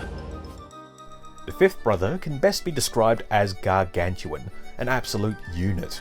Imposingly tall, the most impactful thing this behemoth did was get killed by Darth Maul. Adapted from an unused piece of villain concept art from Star Wars Episode 7's pre-production, not necessarily Kylo Ren, but just a villain concept thrown around, the fifth brother kept a large hat and sickly green features, while being infused with the costume elements seen on the Grand Inquisitor in Rebels Season 1. In the transition to live action, the fifth brother would be played by actor Sung Kang, best known for his role as Han in the little-known crime drama Better Luck Tomorrow. Now standing at an average height with pale marble-like features, some drew comparisons to the side character Margot in Solo, a Star Wars story. That is until the release of a book expanded upon his backstory. Like the Grand Inquisitor, the design and portrayal were widely criticised for deviating from the source material. I, however, quite liked it. Looking at concept art, the elements seen in the live-action costume are all there, and the direct line of adaptation and inspiration from the animated source is clear. Some elements are missing. The gas mask canisters or Frankenstein monster neck bolts are gone, but they do kind of blend into the character's neck since they're not super visible, even if they're from the Episode 7 concept, which is the only way I noticed them. Perhaps tinging his stony face green could have helped sell his appearance to fans as well. Again, I don't think it's a perfect translation. The plot was played well. I do think they should have made him a more... The colour tone they used for his skin I really didn't like. It was too yellow, not quite green enough. But of course, that also changed depending on the lighting. So, you know, that's limitations of the real world. Again, could have been done better. I would not consider it a failure. Because a lot of this also comes in how they perform it. And it does still look obviously Star Warsy. They didn't try to make it look like not quite as Star Warsy. But again, it wasn't the perfect translation that I wanted it to be. but that could just be me being petty. Sung Kang stands at 183 centimeters tall, believe it or not, taller than average height, and a centimeter or two shorter than Rupert Friend. Low-tech options like raised platforms to walk on, clever camera angles like forced perspective could have made the fifth brother look at least a foot taller than he was, but that would have only addressed one complaint. The fifth brother towered over the Grand Inquisitor and even Vader in Rebels, but the three were never seen on screen together, and there can be an issue with height hierarchies skewing audience perspective as to who's the leader, or who's the most powerful. Sure, you can have a taller brute character who looms over the ultimate bad, Vader is that to both Tarkin and Palpatine, but the fifth brother doesn't get much opportunities in the story to really play the part of the brute. Also, maybe there's an in-universe reason for the height disparity. According to one comic, the fifth brother lost his hand thanks to Vader, having it replaced with a robotic one. Maybe in the years between the Kenobi series and Rebels, he lost both his legs and got a height increase. Much like Ahsoka, as good as you can design a costume on paper, or your drawing tablet, actually sewing the costume and putting it onto a real person is a whole other thing, and a lot of faults that people criticise with these costumes is a result of that uncontrollable factor. The reason why I've highlighted cosplayers rather than fan artists, well, apart from criticising another artist's work being pretty poor form, as well as being like throwing rocks in glass houses, it's cosplayers who are working within the same medium as the costume, makeup and prosthetic designers on these productions. You could just say, then cast someone who looks like the character to begin with, and there is admittedly one character I could say that to. But there's far more to portraying these characters than simply looking the part, although many have criticised that point too. So have I, I'm sorry to say. The fifth brother never left much of an impact on me in the animation or other stories, but being familiar with Sung Kang's work, I was and still am blown away by his portrayal of this character. I will get what I deserve. There were a few other Inquisitors who appeared in other mediums before live action. The fourth sister, or at least her uniform and armour, would appear in the comic Star Wars Adventures, Return to Vader's Castle, worn by Rebel Alliance agent Lena Graff while impersonating the Inquisitor. This uniform shares many elements seen with the second and seventh sister, as does the helmet design. The fourth sister's comic outfit is quite different from that which we'd later see in the live action show. You'd have to hope that some characters in the Star Wars universe change their outfits once in a while. In fact, that might just explain the difference between the live action and animated outfits. They just upgraded or changed their uniforms as years went by. Simplest explanation, really. But here's how the fourth sister might look wearing her helmet seen in the comics. The seventh sister appeared across Rebels, joining the fifth brother, and she would appear at Disneyland in a rather nice adaptation of the outfit. Voiced by Sarah Michelle Gellar, here's how she looks nowadays, rendered in the Myrialand makeup. Alongside the other voice actors, Philip Anthony Rodriguez and Jason Isaacs, as their respective Inquisitors. In general, the Inquisitors are a mixed bag, a real motley crew, and I can't help myself but like both versions, animated and live action. They both have something really unique about them, and I really love the different portrayals. There's much more to portraying a character than simply looking the part, but for many people they can't get over that, and that's totally fair. Just a few tweaks can make Rupert Friend's Grand Inquisitor look a lot more presentable. You don't need to give him the upturned football head because, like it or not, he's not Bruce Spence, he's not Tion Maydon. Even within the animation, he doesn't look exactly like the live-action Powans. The proportions are a little different. But now along comes Tales of the Empire, and it's like it's rubbing salt into the wound by making it even bigger than it was before. I think it was Lucasfilm's senior story executive and lore advisor, continuity expert, Pablo Hidalgo, who doesn't actually have as much creative sway of these productions as a lot of haters like to give him credit for. I think he's a cool guy. He said that if you look at these Star Wars productions, all Star Wars media, as being retellings of historical record, there will be differences in depictions and all that, so it's not entirely out of the question that if Rupert Friend was to return in future for another production and actually had something to do, a few tweaks could be made to make him closer to the animated appearance. The Inquisitors are wannabe Sith. They're the Sith who couldn't hack it as Sith. Still quite threatening villains, though. But I think we're done with the Inquisitors. Time to move on.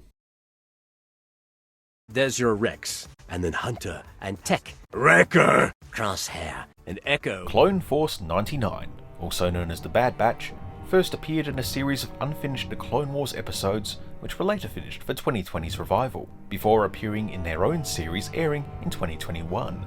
I admit I wasn't really enthused by the concept. Specialist clone teams were nothing new, but the show won me over through its exploration of a little scene period in Star Wars history, the return of some favourites from the Clone Wars, and a greater exploration of the team's relationships following the introduction of the unaltered female clone, Omega. Given they're based on Temuera Morrison's likeness, the Bad Batch have been easily translated into a realistic style for art and merchandise, both official and fan-made. It's the official designs we'll be looking over here. Team leader Hunter is the one member of the batch who most resembles Reg. I feel he does have a bit of a stronger jaw compared to the rest, but it's super subtle, you can't really tell. The long hair and bandana reminds many of John Rambo, but apparently this look was inspired by the character Billy from Predator. The long hair is a good look. It feels like there was probably some part Temuera played in the 80s or 90s with long hair, but seems not. The stylised skull tattoo somewhat resembles the smudged war paint worn by Billy. The likeness in the Hot Toys figure is pretty spectacular, but the hair feels a little straight and flat in live action. Even if it's accurate to the animation, it feels like it should be more curly or wavy. The stylised tattoo is a direct translation, but I feel like it's meant to be a stylised skull drawing even within the show, not a realistic drawing of one. But it does now have me wonder if a human skull has ever been seen in the Clone Wars. I've never seen this mentioned before, but I do wonder if the skull graphic comes from this carving seen on the trapdoor of the Kali Temple in Temple of Doom. It does feel like a type of Easter egg the crew would slip in.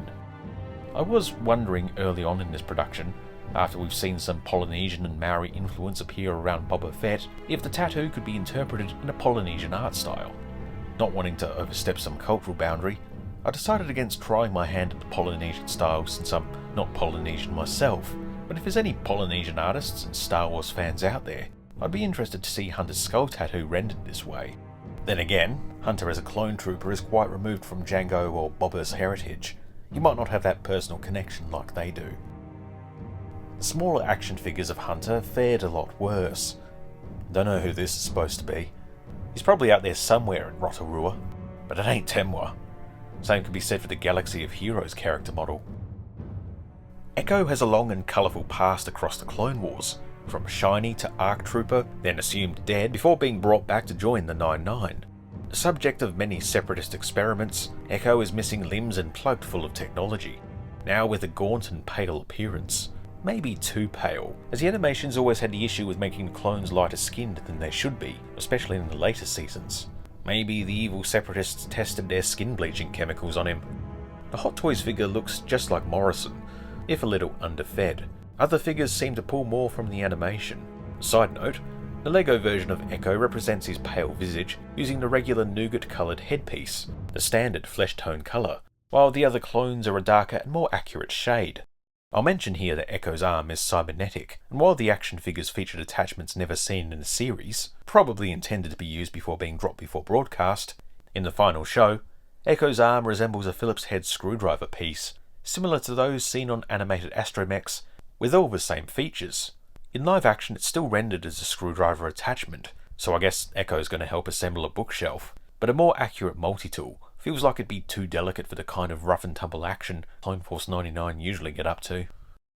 Crosshair's appearance differs from other clones, taller and thinner in face and build, with grey hair and a shrewd expression, his voice usually a snake-like hiss. Perhaps it's a bit Clint Eastwood, maybe I'm just reading too much into it. He's still got elements of other clones to him, but I feel it's missing something in the angles of the Hot Toys figure. His eyes feel a bit dark and he's more pale than the other clones. Ironically, I'm more happy with the likeness of the Black Series figure, even if it's less clone-like, but it does feel more to me like Bosch actor Titus Welliver, who actually appeared in Mando Season 2.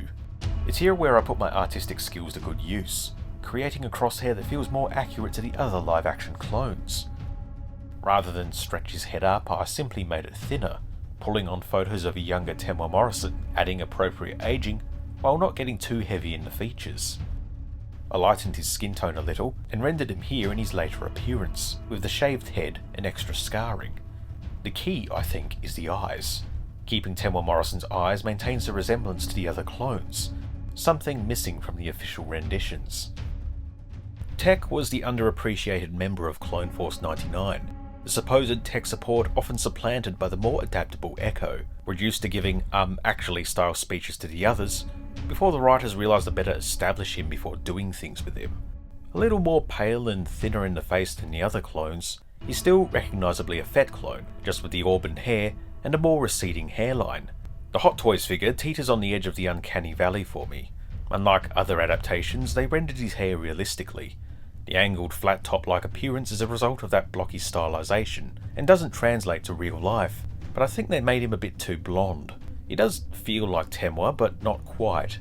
That's the uncanniness. I feel there's a little bit of old Arnold Schwarzenegger in the eyes, and the squareness of the jaw just contributes to that. The Black Series figure looks a little closer to how I'd imagine him, but maybe being so small it's just missing that necessary detail. Having a go myself, it was quite difficult to draw him looking like Morrison, but also not. I think it was down to the less frowny facial expression, but I tried to keep his face thinner, and made his hair more red to match the animation. Wrecker is the biggest and bulkiest of the clones, and seems to be the most similar in face to how Temwa looks now.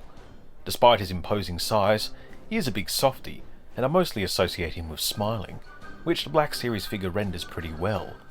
The Hot Toy figure, meanwhile, comes across as very Schwarzenegger again, somehow. The likeness is lost. The eyebrows are thicker than Morrison's, but do match the animated model pretty well. The animated clones were given longer eyebrows than Morrison has, and this Wrecker directly adapts that.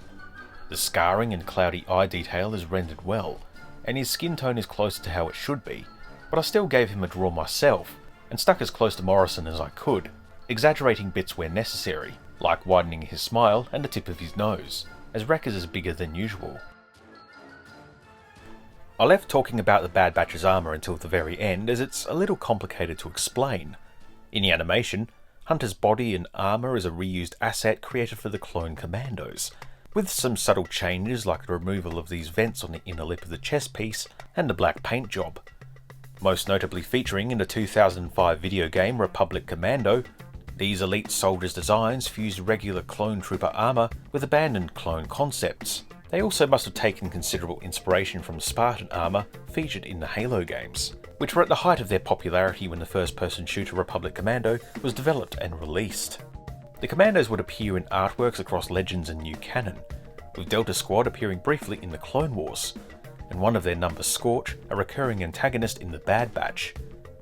They would later appear with a much higher polygon count in Battlefront 2.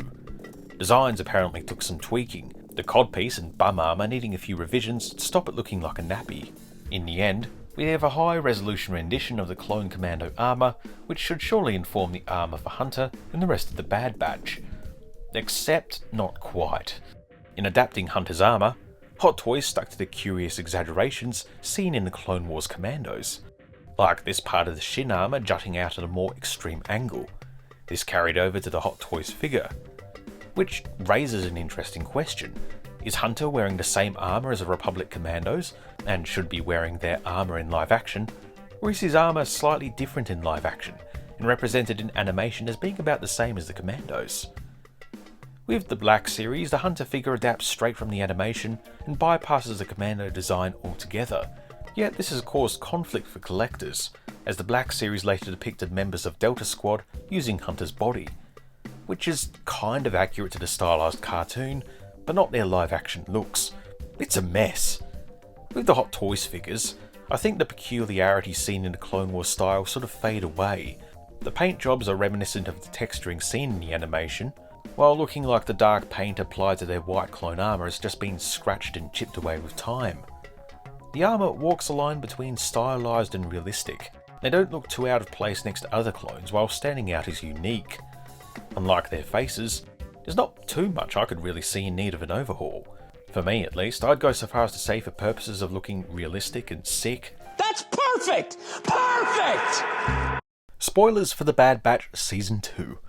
Omega was an enigma for the first part of Season 1, a mysterious girl of unknown origin revealed to be a female Jango Fett clone, the twin sister to Boba, designated Alpha. I think this parentage was kind of obvious. She looks a lot like a young Boba with some of her facial expressions, and the Kiwi accent was a bit of a giveaway. Smart and clever fan artists used AI filters to turn young Attack of the Clones Boba into Omega, but given the age and androgyny of the characters, it's not super dramatic a change. I've largely stayed away from mentioning or showing other fan artists' renderings, as it would be pretty poor form to get here and criticise another person's art. But there was one infamous example I'm just going to make reference to but not show, which used a white blonde English actress in rendering Omega, a character based on a Maori actor. The Bad Batch in later Clone Wars was already accused of whitewashing the clones. They certainly appear a lot more pale here than they should, not to mention rendering Temwa's hair as a flat top haircut. But to look at a dark-skinned character, confirmed to be of a certain background, ignore that and go, yep, a white woman, it's such a baffling or trolling creative decision. If done in earnest, I hope the artist can just look at it as a fun experiment, learn from their mistake, and move on. Just quickly on the costume, Omega's Season 1 look is based on those worn by trainee clones and a young Boba, so in live action it would likely have the same look and feel.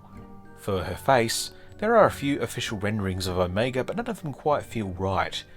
The action figures can only do so much in a limited scale, and it feels rather plain and lifeless, while the later ones feel like they pull more from the show. The mural art doesn't especially feel right to her either, nor does the art in Galaxy of Heroes. It lacks that quality that makes her feel like the character we see on screen, with that life and energy, and feels too generic to be related to anyone. So what might Omega look like in live action? Season 2 of The Bad Batch introduced a cloning doctor, Emery Carr, voiced by Keisha Castle-Hughes. An Australian-born New Zealand actress, she's perhaps best known for appearing in Game of Thrones, and briefly in Revenge of the Sith as the then-current Queen of Naboo. She may be best remembered as the lead in the 2002 film Whale Rider. Emery Carr is revealed at the very end of Season 2 to herself be a Fett clone, the older sister to Omega. This revelation made me look more closely at Castle-Hughes, and realise that, especially in Whale Rider, she could very well pass as a sister to the young Daniel Logan, who played Boba Fett that very same year. That frown and pout is really similar, and her smile has that Omega feel. I think, if there ever was a solid base for what Omega should look like, Keisha Castle-Hughes is the perfect fit. Rendering her with the blonde hair was tricky, and did rob the likeness a little. The blonde appears to be natural. Some Maori people can have blonde hair. In real life, Tamara Morrison's sister, the late Tapahaka performer Tiny Morrison, was blonde, and back in Star Wars, Jango Fett's sister in the Legends comic Open Seasons is depicted as blonde as well. The blonde is likely a genetic mutation that exists in the Fett family, and could result in another favourite clone's iconic look. Rex quickly became a fan favourite after his introduction in the Clone Wars film, serving under Anakin and appear to Ahsoka. His design was infused with the ARC troopers of the Micro series, with Mandalorian inspirations, like the J guys on the helmet, finding their origins in early Boba Fett designs. His short blonde hair, dyed or natural is never stated, set him apart as unique from the other clones, and the scar on his chin is borrowed from that on Harrison Ford's own chin, a nice little Easter egg. Rex's appearance across the series remained mostly consistent. Even with the transition to the Phase 2 armour in later seasons, he seems to have modified his helmet and welded the Phase 1 T-visor onto his Phase 2 helmet, making that helmet look recognisable and uniquely his. In translation to live action through the Hot Toys figure, the skilled makers from Hong Kong largely succeeded. Some criticised his hairline for being too high. By the end of the Clone War, which is what this design is pulled from, Rex was getting on in years, and we do see that he is bald by the time of Rebels, so a bit of receding could be on the cards. One glaring omission is the scar. Seems such a prominent part of his character design has faded as the years have gone on, so let's add that back in. For the armour, well, analysing clone armour and its various adaptations is a bit of a rabbit hole, with changes depending upon a variety of different factors. The clone armour in the prequel movies were only digital creations. They were never physical costumes, and translating these to live action, whether for cosplay or action figures, can lead to real-world factors like gravity, making heavy armour plates sit lower on the body than in the films. Corners can be cut, simplifying designs for lower resolution video game models or 3D printed costumes, or modifying them for comfort of the wearer. Even low polygon movie models can be enhanced, smoothed out, which can lead to a little bit of difference depending upon the choices of the artist. Also, some adaptations come directly from the stylised animation, seemingly not considering or consulting the realistic armour designs. All these factors add to the costume's legacy and muddy the waters when it comes to depicting this armour in a realistic style. For the most part, Rex's first Hot Toys rendition matches the armour seen in Revenge of the Sith, with the biggest deviations being found in the helmet. The visor shape of the Phase 1 helmet, barely seen in Attack of the Clones, has rounded edges, while the stylised animated designs make them sharper, and this carries over to the Hot Toy. Clone helmets feature these 9 dark blue stripes on either side of their jaw. These are vents, and the Clone Wars simplified that by reducing their number to 6, which the Hot Toy carries too. The black brow on the helmet was also missing in the animation, but restored to Rex here. The Fett-style rangefinder is a different design in the animation. Comparing the clones to those seen on Jango's helmet, the dimensions are about the same, the clones having an extra bit on top, and a flourish with the shape.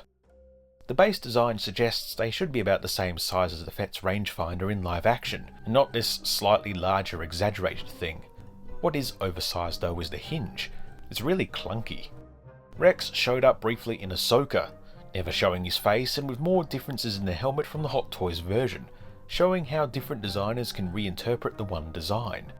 Many errors carry over, like the incorrect number of vents, but the T-visor is fixed at least, and the rangefinder itself is more in scale.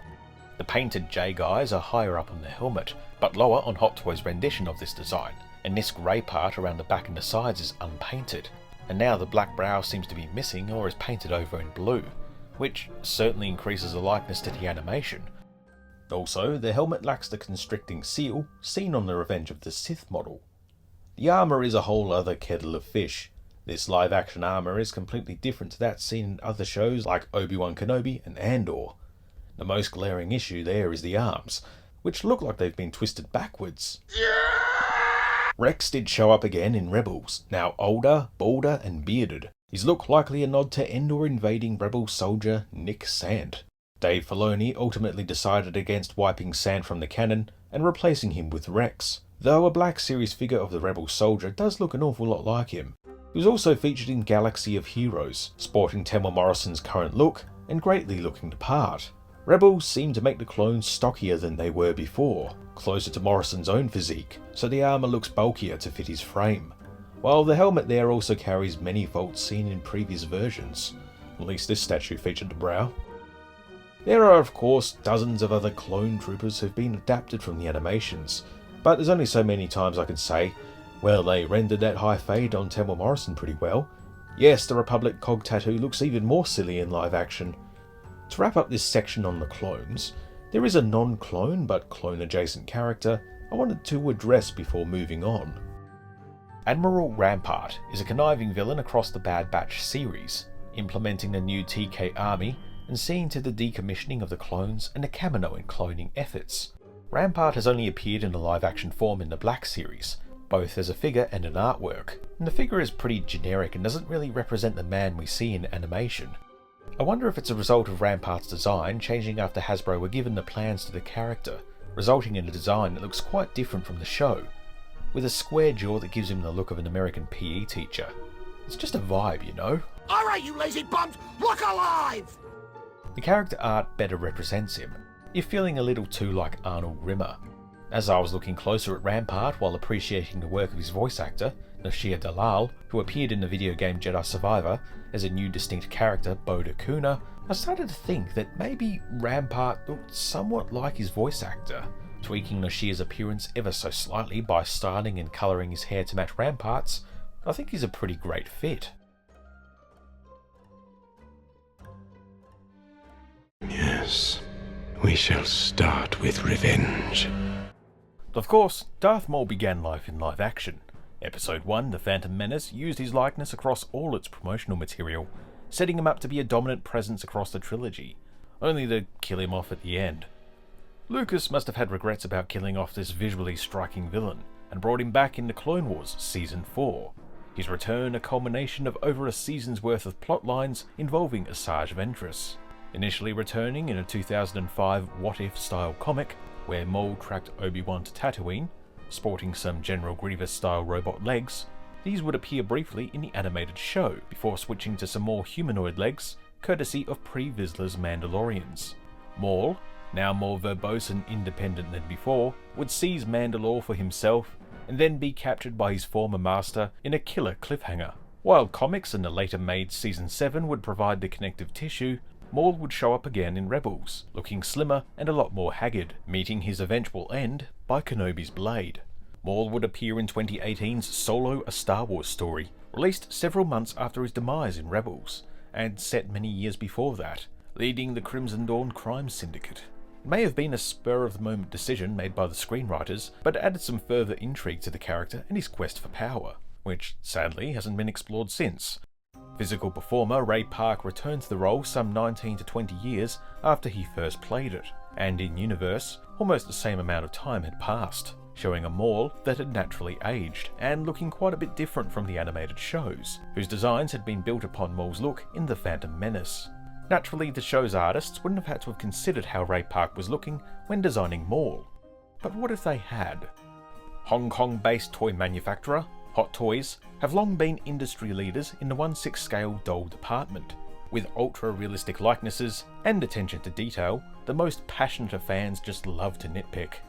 And nitpick they did, with the Clone Wars era Maul in a realistic style, coming shortly after the release of the Crimson Dawn leader Maul. Fans identified the head sculpt was almost identical to that from Solo, but smoother, and the fuller face of present-day Maul disappointed many. This was a Maul 13 years after The Phantom Menace, and 10 years before Solo.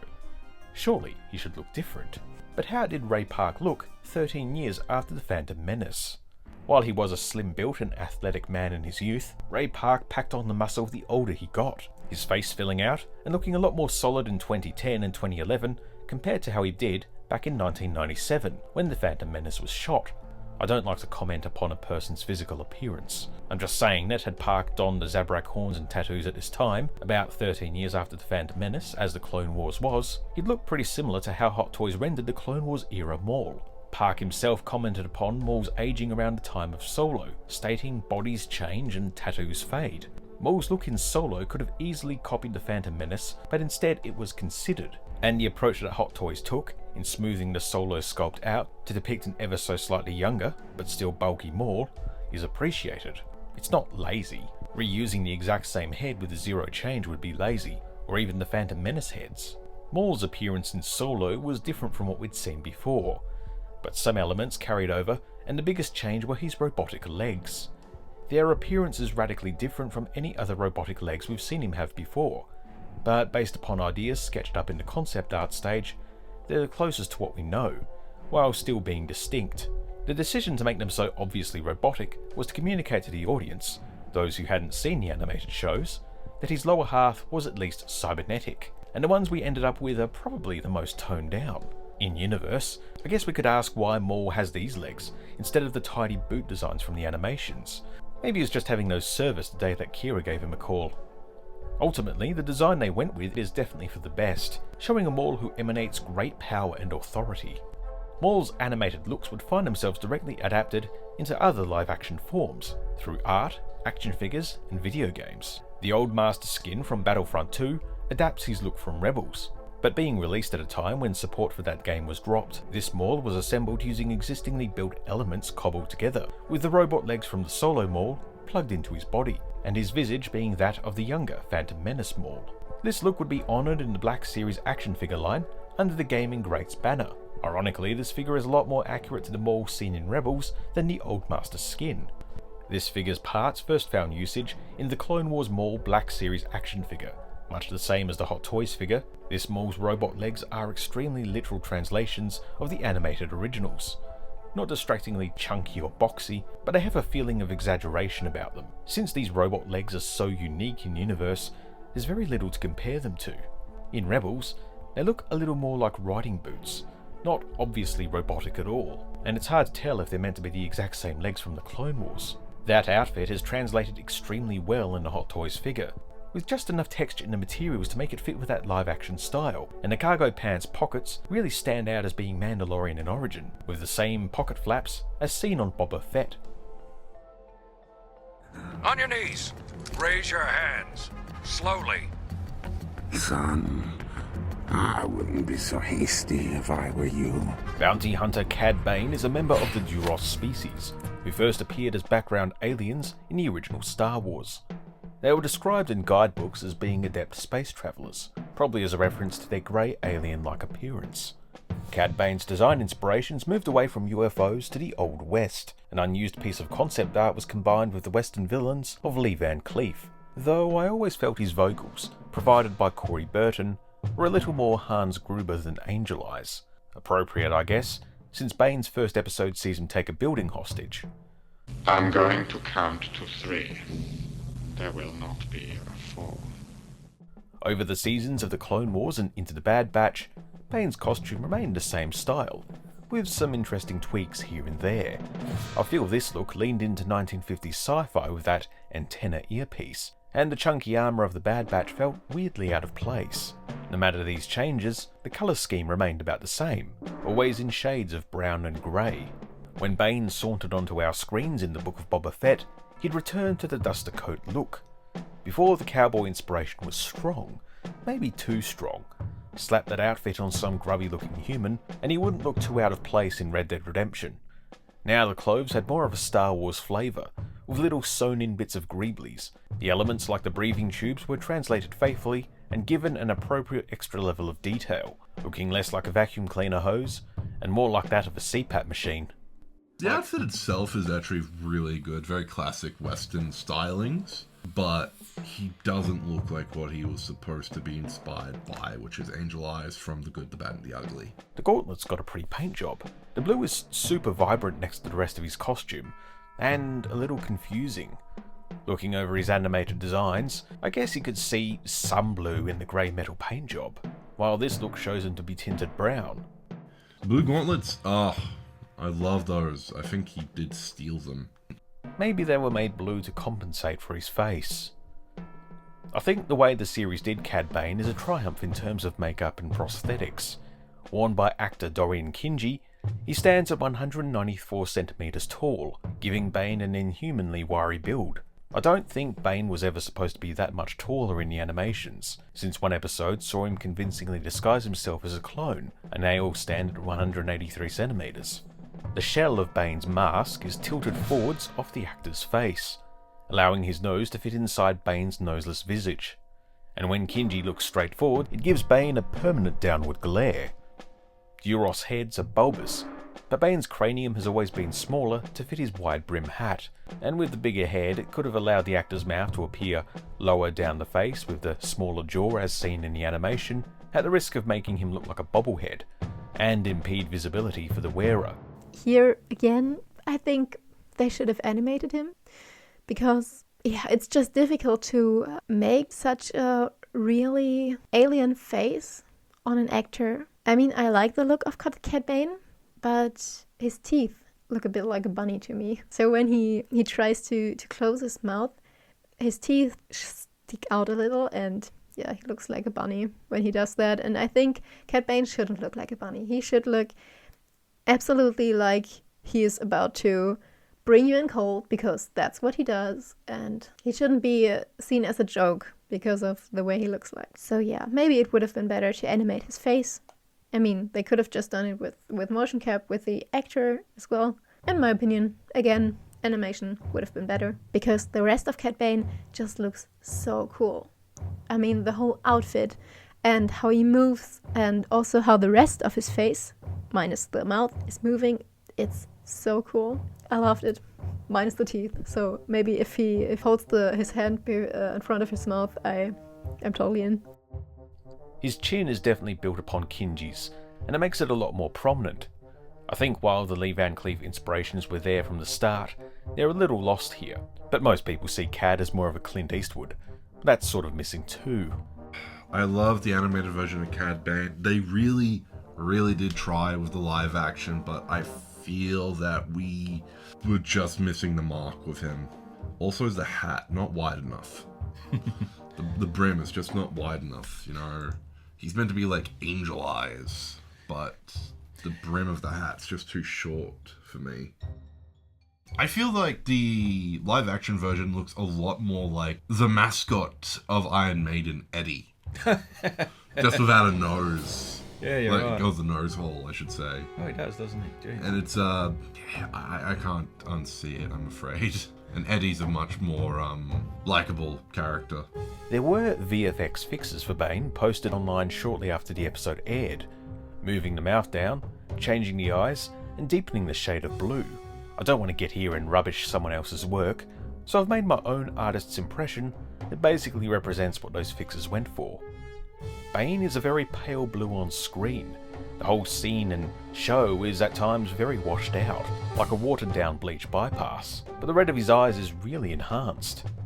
Looking at the screen worn costume, which is under harsh auditorium lights, Bane's skin is a lot more blue, and a lot closer to the shades seen across action figures over the years. Colours and details can look drastically different on camera and in person. Famously, a sideshow statue of Grogu arrived in collectors' hands with really red cheeks. The sculpture copied the paint job from the screen-used model. This detail was lost when filmed and covered in different lighting and post-production image processing, and without it, he'd look really washed out. In collectors' hands, they looked too red, and many saw fit to tone it down to match their idea of how Grogu should look. Such harsh light of the Tatooine desert, with the sun's light bouncing off the white sand, contributes to washing out the colour, and maybe going for a darker shade on the model, or tweaking it in post, could have led to it looking unnatural, or led to details in the face being lost. I know he's a 2 metre tall alien, so he's already pretty unnatural, but grounding these things in reality helps sell them to an audience, and not make them look silly or fake, and toning down the blue seems to be a result of that.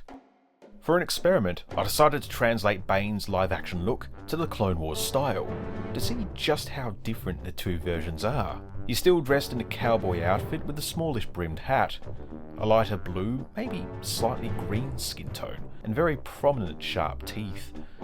Yeah, it doesn't quite look right. If we imagine the live-action version came first, we see that Cad Bane is a sort of Count Dooku-style exaggeration, his face made more angular and sharp to communicate his villainous nature. And while he certainly looks blue and mean in live-action, his animated look is more exaggerated and entirely appropriate for that show. Cad Bane was great. He was one of my favourite villains in the Clone Wars and everything. He was always fantastic. He was going to be another tricky one to translate to, because obviously the animated series had exaggerated features because that was its art style, which I appreciated. I do think they did a decent job. He was always going to be tricky, but he still was immediately recognised like, yes, that is Cad Bane. The way he played the part, the way he acted, it was, yes, this is Cad. And I was like, this is great. I was so happy to see him again because I love Cad Bane. He was always a really fun villain. I love the old kind of gunslinger bounty hunter characters. So I was like, yep, cool, fantastic. This could just be my nostalgia talking, I'll admit, but I was just happy to see Cad Bane come back. I love Cad Bane. But no, I thought that was quite well done personally. Cad appeared in other realistic forms over the years. The Black Series figure has many similarities to the final live-action costume, while having the ability to push the animated likeness further, not being constrained by having to fit an actor inside. The artworks are basically detailed drawings of the animated look. The same could be seen with other official artworks, with a wide variance in how blue he is. Sideshow released a Cad Bane in Clone Trooper disguise, which also pretty closely resembles the final live-action design, just with Bane's trademark sneer. See, that looks much more like an actual Duros. The Book of Boba version, yeah, no. This one actually looks more like an actual Duros, when the other one just looks like some dude that they just squashed a melon or, got a button-up pumpkin. While he could have been produced by motion capture or other VFX, or even animatronics, it might not have been within the budget, considering how little screen time he ends up having. But that they made it work is, as I said, a triumph.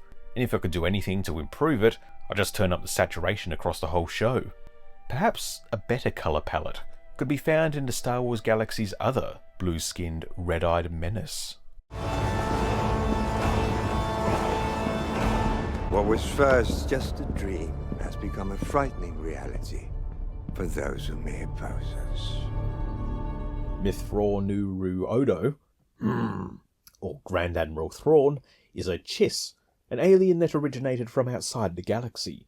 One of the few non-humans to rise up the ranks of the Galactic Empire, Thrawn caused quite a few problems for the heroes of the original trilogy through the 1990s, his renderings bouncing between humanoid and more alien. After being wiped out of canon, briefly, He would return in Rebels, his blue skin a pleasingly light hue, his red eyes shrewd, and his large forehead featuring some unusual bone structure, done to set him apart from other humans. Fan renderings have imagined Benedict Cumberbatch in the role, with some mistaking Richard E. Grant's casting in Rise of Skywalker perhaps hinting to Thrawn's appearance. And official banner art for a Star Wars celebration blatantly cast Pierce Brosnan in the role.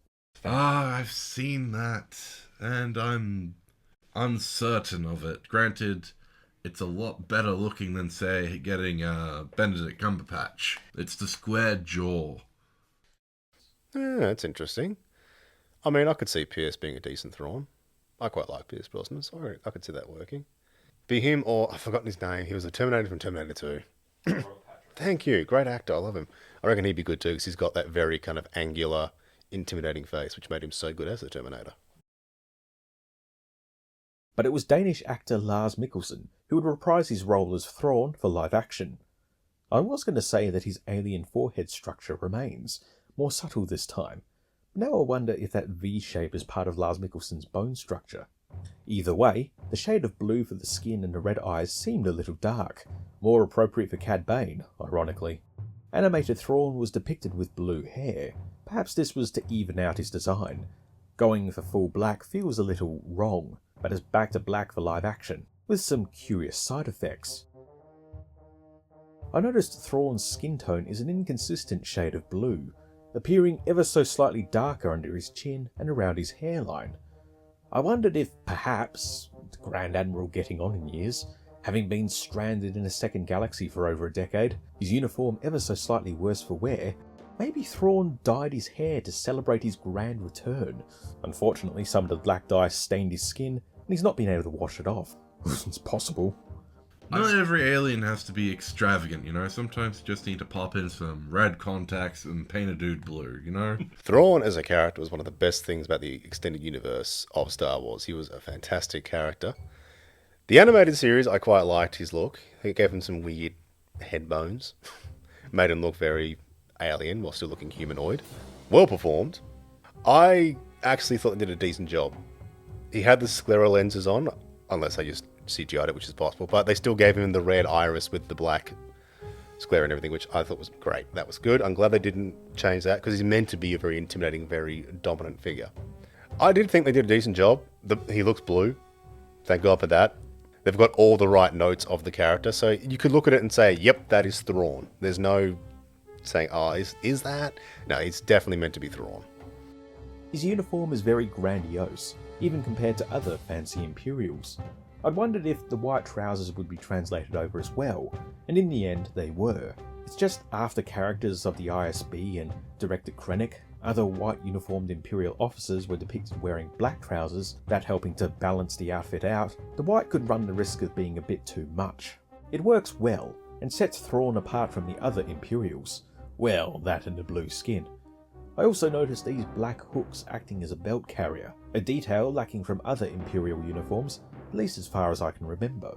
As I said, the uniform is now a little battered, hints of staining, and these stitched pieces I thought at first to be embroideries, but it seems not. There's also the inclusion of this shoulder panel on the sleeve. It's a detail absent on other animated Imperials like Tarkin and Price, so it's not a usual feature of these uniforms. Past iterations varied with the uniform greatly, some giving him proper epaulets, while the new canon has these curved metal plates. These details were carried over to his Black Series action figure, while his facial likeness seems to blend a number of different depictions of Thrawn into one. I've got a problem with the casting because the actor has a very round face and he overall reminds me of Elon Musk, and Thrawn should have gotten an actor with a longer face. Even though the acting is great in my opinion, I just don't like the face shape, and I think that's a very important part of him. I am the only one with clarity of purpose. A rebel fighter from the planet Onderon, Saw Gerrera and his sister Steela fought with the Jedi against the invading Separatist hordes, ultimately emerging victorious, before later being branded as an insurgent by the new Empire. Saw would go on to be one of the most vicious thorns in the Empire's side over the next 2 decades. Plans were grand for the character, as George Lucas intended for him to be featured in the live-action series that never was, Underworld, where Gerrera would potentially become the first rebel that would lead to the creation of the Alliance.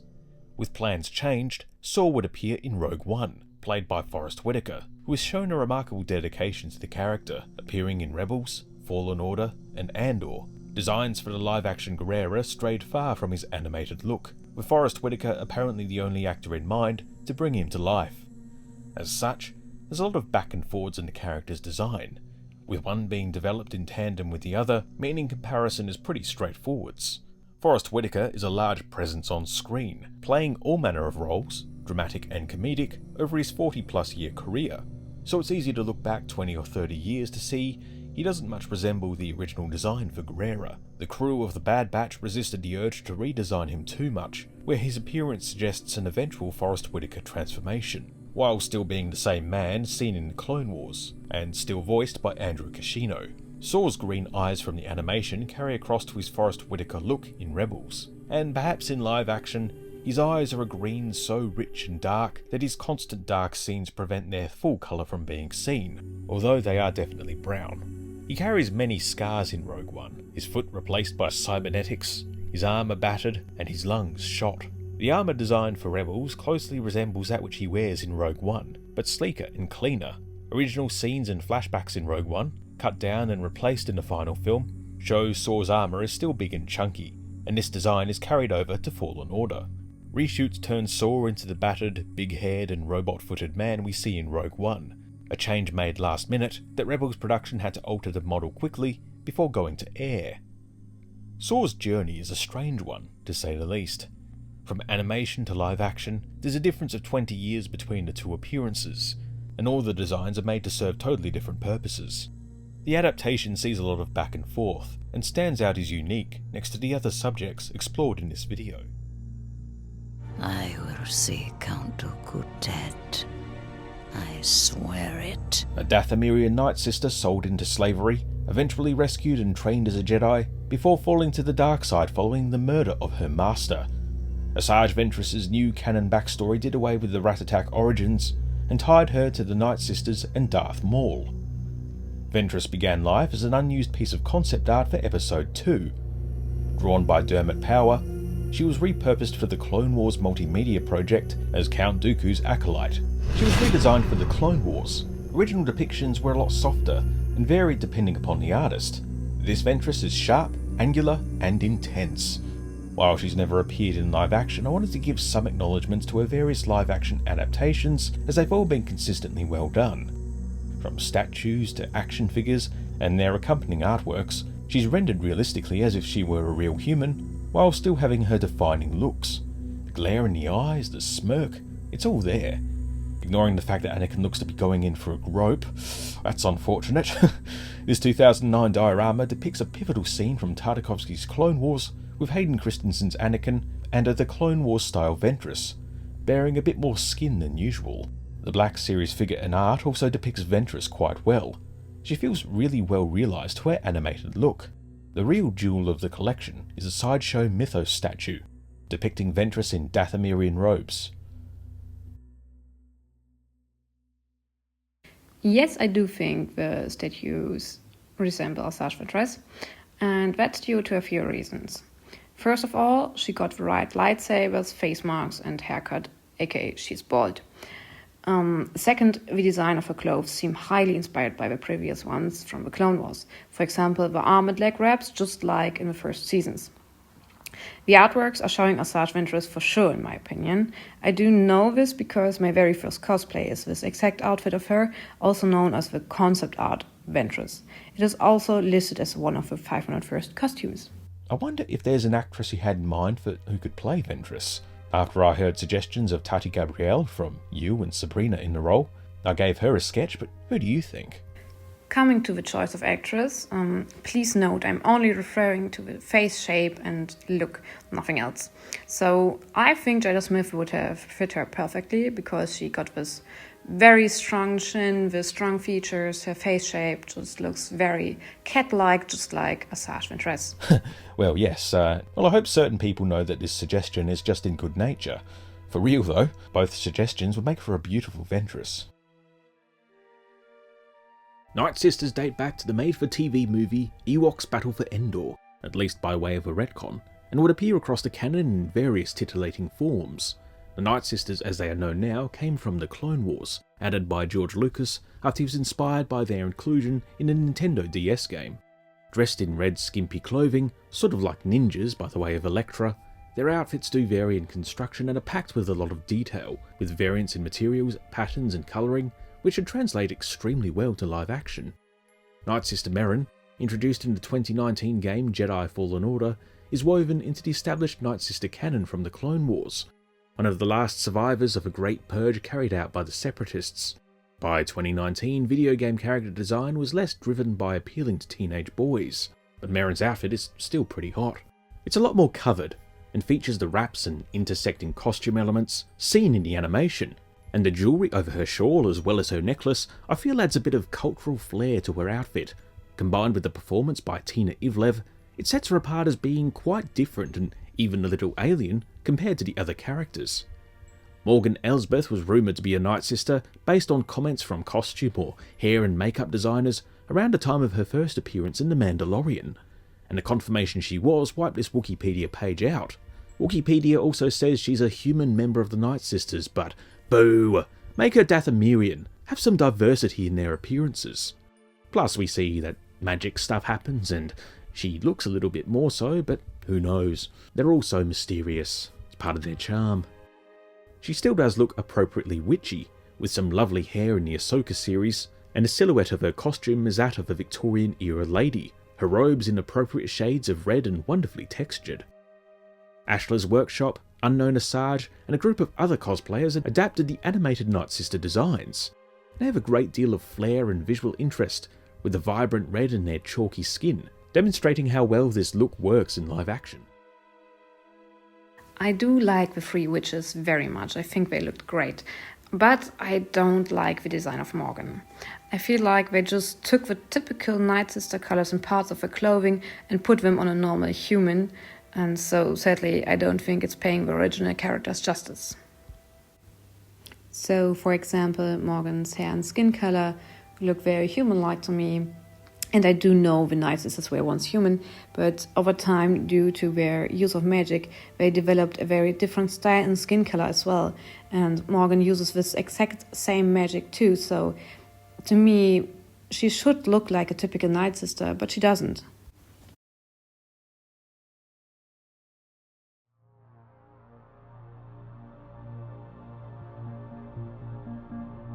Dark Troopers have a complicated history, dating back to the 1995 video game Dark Forces.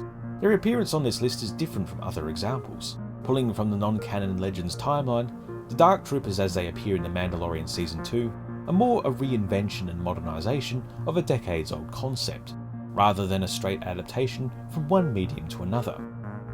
Almost. Intended to be advanced battle droids and later exosuits worn by stormtroopers, the Dark Troopers, in particular the menacing Phase 3, borrow heavily from stormtrooper designs. New canon Dark Troopers, however, seem to borrow their looks from elements of Darth Vader's helmet. As a side note, Vader, the Emperor, and Darth Maul have defined every Sith and Darkside user that's followed across the series, with some element of their appearances showing up in other designs.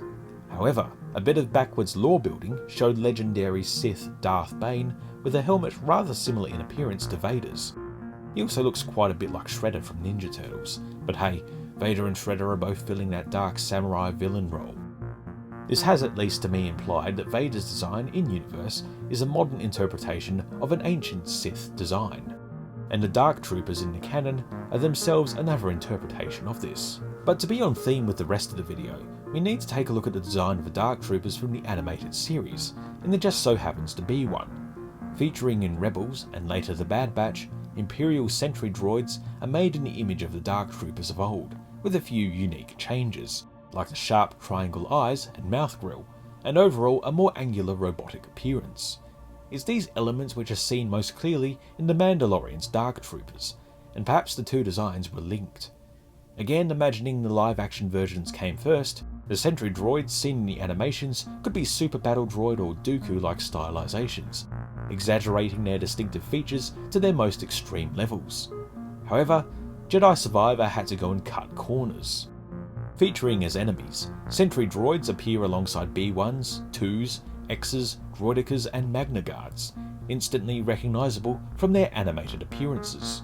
They've got a lot more stuff on them. Details like dents, scrapes, rivets and grooves, natural additions that bring it up to a standard seen on pre-existing live-action droid designs, without overhauling the basic look for the new medium. Which is a shame. I have to wonder if such an overhaul was something that was within their time or monetary budget to tackle, if they had the approval to do so, or even the interest. The sentry droids aren't so indistinct from Dark Troopers that you couldn't argue the two don't share some in-universe connection. But thanks to Jedi Survivor, sentry droids and Dark Troopers are most definitely two distinctly different droid models, and were perhaps richer for it. Roger, roger. Roger, roger. Roger, roger. Roger, roger. Roger, roger. Roger, roger. Roger, roger. Cad Bane's butler bot, Todo 360, appeared alongside Bane's Hot Toys figure as a bonus, despite not appearing in any live-action series just yet. The design is a direct translation, with no real changes to his proportions or details, but an upgrade to an appropriate metal from the painted textures of the animations. If he was to show up in live-action properly, perhaps he could be upgraded in the same manner as the LEP Servant Droid. The Bunny Butler first appeared in the Clone Wars film and debuted in live-action as the Ratcatcher of Bib Fortuna's palace. The little guy is beautiful in how he's been realised as a live-action puppet, with all the extra details needed to bring him up to the quality of other droids, and passes the backwards compatibility test, as its animated counterpart looks just like a stylised version of the real thing, if still a little cartoony, given its nature.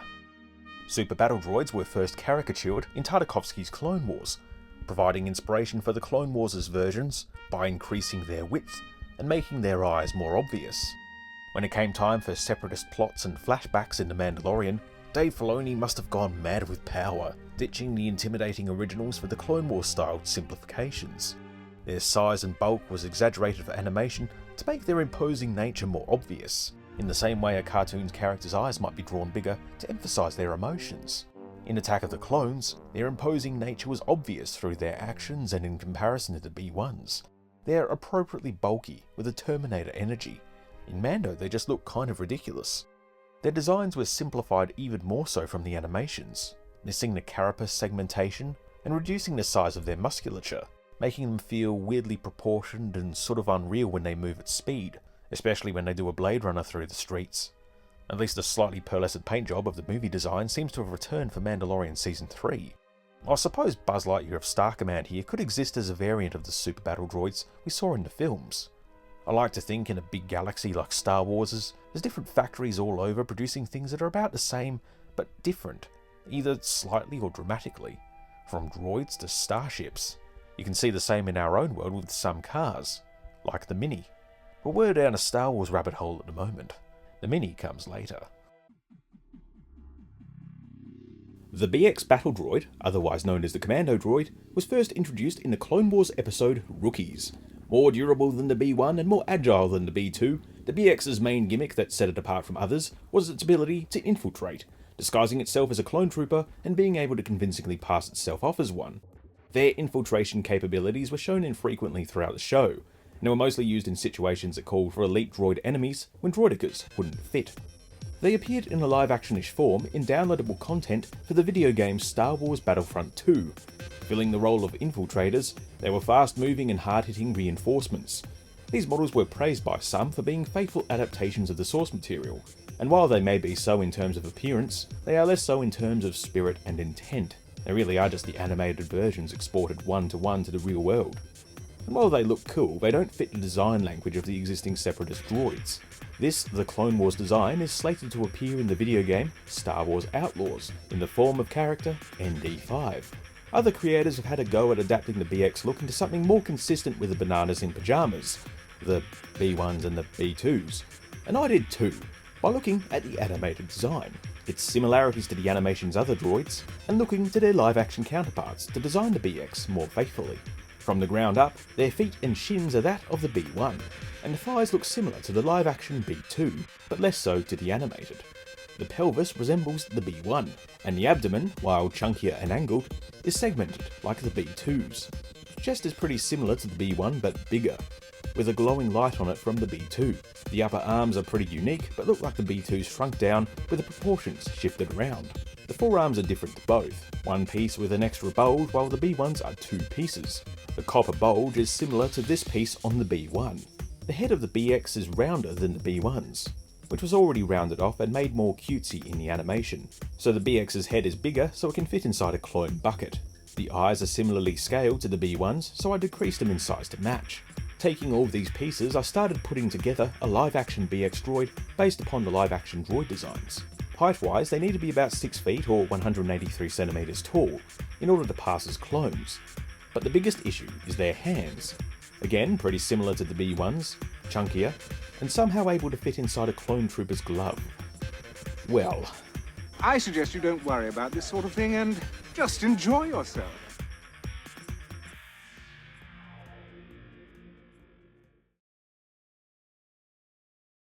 Having aided Jedi for thousands of generations in the creation of their lightsabers, architect droid Huyang makes the move to live action in Ahsoka, and does so with a great deal of grace.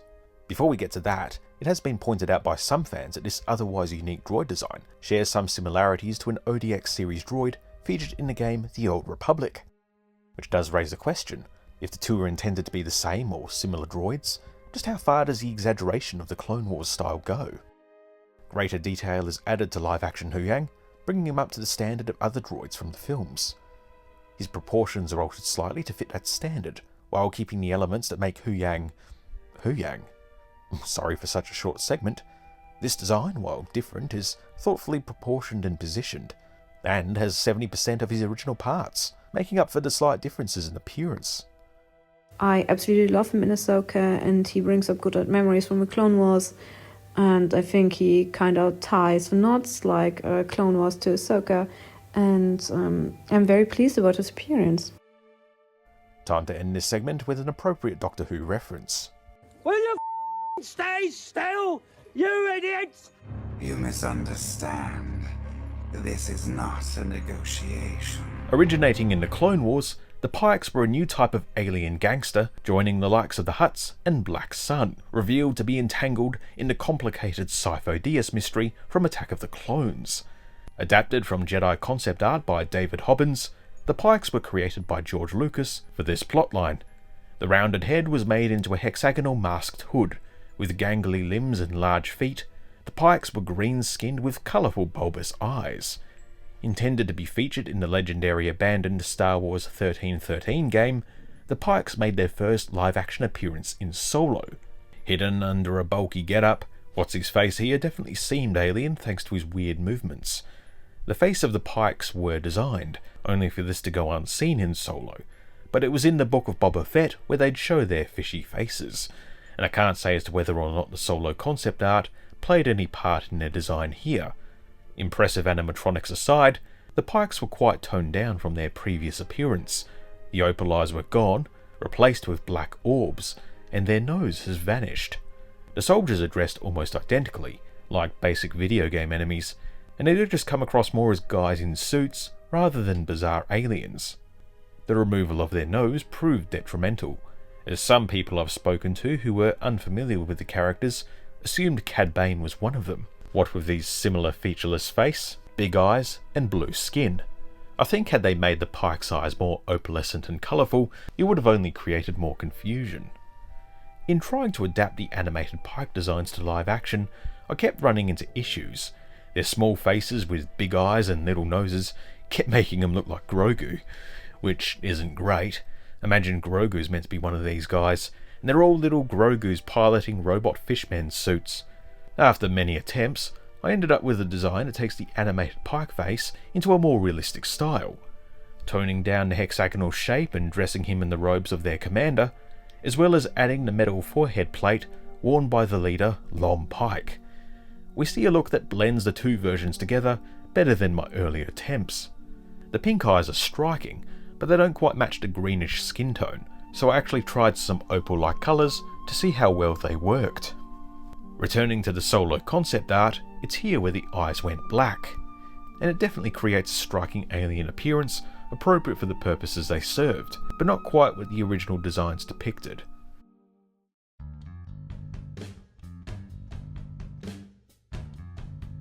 Jedi Master Hera Syndulla is first introduced in the Clone Wars episode Lightsaber Lost, where he guides Ahsoka through lessons in patience in retrieving her stolen lightsaber. The Lizard Birdman would appear throughout the series as a background character, making the most of his character model by populating the halls of the Jedi Temple, and he'd also show up in Tales of the Jedi.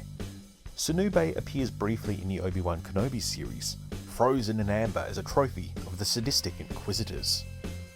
The design is given the expected live-action upgrade. Character sheets show this design in more detail. It's meant to be immediately recognisable to fans, and serves that purpose well, but it does look well designed enough that it doesn't just come across as a rush job. While technically originating in Clone Wars, Grievous's appearance was made in tandem with the development of Revenge of the Sith. His pale, blue-tinged appearance is consistent with his concept art and early comic appearances, part of the Clone Wars multimedia project between films that included books, comics, games, and this series. The cape switched to redlining in the later episodes to match his film appearance. Differences in portrayal is down to a tight, ever-changing film production, and Grievous's more athletic feats in the animation is a result of that series' exaggeration, while the film is more grounded. Chrysanthemum, formerly Black Chrysanthemum, originated in the comics, his appearance varying depending upon who drew him. Artists would likely have pulled from Chewbacca, the archetypical Wookiee, but it's possible the bigger Wookiees from Revenge of the Sith could have played a part as well. His costume of bandoliers, black hair and scarring remained in place through the illustrations, providing a base for the live-action appearance to be built upon. Rather than being coloured entirely black and appearing on camera as a void, his hair was patterned in different shades of white and grey, adding definition and character to his appearance, while his costume and weapons were given an appropriate level of weathering and grime. Jedi Knight Aayla Secura also originated in the comics, likely around the time of Attack of the Clones' production. Like the Wookiee bounty hunter, Ayla's appearance varied depending upon who drew her, her outfit seeing a great deal of variance across the pages, while Secura herself was consistently depicted as being athletic in build. The design inspired Lucas, who added her to the film where she was played by Lucasfilm VFX employee Amy Allen, a costume loosely adapted from the artwork, and likely inspired from existing Twilight costumes when produced. But this look would go on to appear in the pages of the comics that created her. Oh yeah, they fly now. Jetpack, rocket and jump troopers appeared across the animated series, with many other designs appearing in several different video games over the years. The Imperial Jump Trooper from Rebels would later appear in Battlefront 2, wonderfully rendered. Well, to be fair, you'd have to be trying pretty hard to mess up this adaptation, as it's built upon the pre-existing Stormtrooper armour. Imperial Super Commandos expanded upon an abandoned idea for Imperial Super Troopers, which would be dropped during the production of Empire Strikes Back and evolve into a solitary bounty hunter. These unused helmet designs would make their way into Rebels, for elite troopers whose ranks were made up of treacherous Mandalorians. The Imperial Armoured Commandos share many similarities to these traitors, blended with elements of Din Djarin's Mando armour, funnily enough. More than anything, they feel like they're threading a connection between the Galactic Empire and the slowly brewing First Order, with their armour feeling like a midpoint between the two. The helmets worn by Imperial cadets and combat drivers seen across the early seasons of Rebels bear many similarities to each other. The eyes on the cadets are larger, giving trainees slightly more visibility in a restrictive getup. The helmets seem to have been inspired by early Stormtrooper concept art, which would also inspire the TK troopers of the Bad Batch, but I couldn't identify a design that was a clear origin for these helmets. Outside an accessory included in Ezra Bridges' Black Series action figure, these troops have yet to appear in any official form. Some armoured troopers flanked the Rebels cast at the series premiere, and the costume databank on the 501st Legion breaks down acceptable appearances for fan costumes of these outfits. Given the simple styling of early seasons Rebels, these helmets with their relatively smooth faces next to regular stormtroopers feel a little out of step with each other, and the other outfits worn by the Empire's forces. First spotted marching alongside Vader at the 1978 San Anselmo Christmas Parade, Boba Fett would appear before a wider audience in the animated portion in the much maligned Star Wars Holiday Special. Depicted with blue and yellow armour, with a tuning forked rifle, Fett would later appear in The Empire Strikes Back, the costume designer seeming to have total disregard for his animated appearance. In all seriousness, a closer look at his armour plating in Empire reveals what looks like yellow paint chipped away under the green, which could suggest that Fett was likely sporting this yellow and blue paint job before Empire, and that he switches his paint job up fairly regularly, constantly covering wear and tear and changing his overall look. It's consistent across his live-action appearances, with the armour paint job different in dramatic ways from movie to series. A popular collectible for fans is Boba's animated paint job applied to realistic action figures, with Hot Toys perhaps being the premium, but I do think the blue is way too dark, with recent Hasbro efforts closer to the powder blue seen in the animation. A thought occurred to me about this curious colouring, and I remembered that sometimes in animation, a metal might be represented through colours like grey, white, and sometimes blue. As a result of a lack of detail or colour options available, perhaps Boba himself was rocking a reflective metal look, decades before Jango or Mando would. If it is indeed supposed to be blue, comparing it to Boba's armour in Empire, the green there is very cool in tone, but again that's just down to the lighting. And it could also be that his appearance in the animation is impacted by the environment he finds himself in. Cobb Vanth is an oddity, coming from a novel without an official visual depiction, before Timothy Oliphant donned the dented helmet. A Tatooine resident, Marshal of Freetown, called Mos Pelgo then Freetown on television, having not read the books he appeared in, I'd wondered if Vanth was indeed a heavily scarred and unrecognisable Fett turning over a new leaf. But in the end we got two cool characters and were richer for it. Early concepts show some very different directions the Marshal could have taken. Cloth is incredibly hard to animate, and simulating the effects of cloth is another cost and time and money that the Clone Wars didn't have the luxury to deal with in its early seasons. Complicated Jedi robes are replaced with relatively simple capes. Dresses and skirts are no more complicated than a simple shape, and the Jedi tunics are simplified, the sleeves and baggy trousers done away with and tucked into clone trooper-like Jedi armour. Possibly inspired by other examples of Jedi in armour from across the expanded universe, the necessities of production at the time ended up creating some incredibly iconic looks for the main Jedi of the series, and this look has been translated across live action. Anakin's armoured appearance ended up evoking Vader's with the longer skirt of the tunic and the chest armour. So is that influence felt in these adaptations? This early Ahsoka artwork sees an Anakin with hair a few months grown out from his Attack of the Clones appearance. The armour from what we can see looks just how it does in the animation, with a bit of appropriate wear and tear. This miniatures artwork is a lot chunkier in design, with Anakin sporting a mullet. I wonder if this artwork was referencing the limited and chunky details seen in the miniatures themselves. This old sideshow maquette, which, rather unfortunately, looks like Anakin is going in for a grope, renders the outfit quite well. The armour here is more gunmetal in colour, rather than matching the blues of his clothing, and his hair is appropriately short.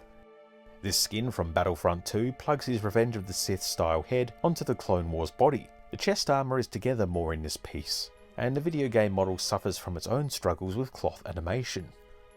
Hot Toys created this piece. The hair is longer and the chest armour feels pretty hefty, and really increases his bulk, making him feel very Vader-like in proportions, and reminding me of the miniatures artwork.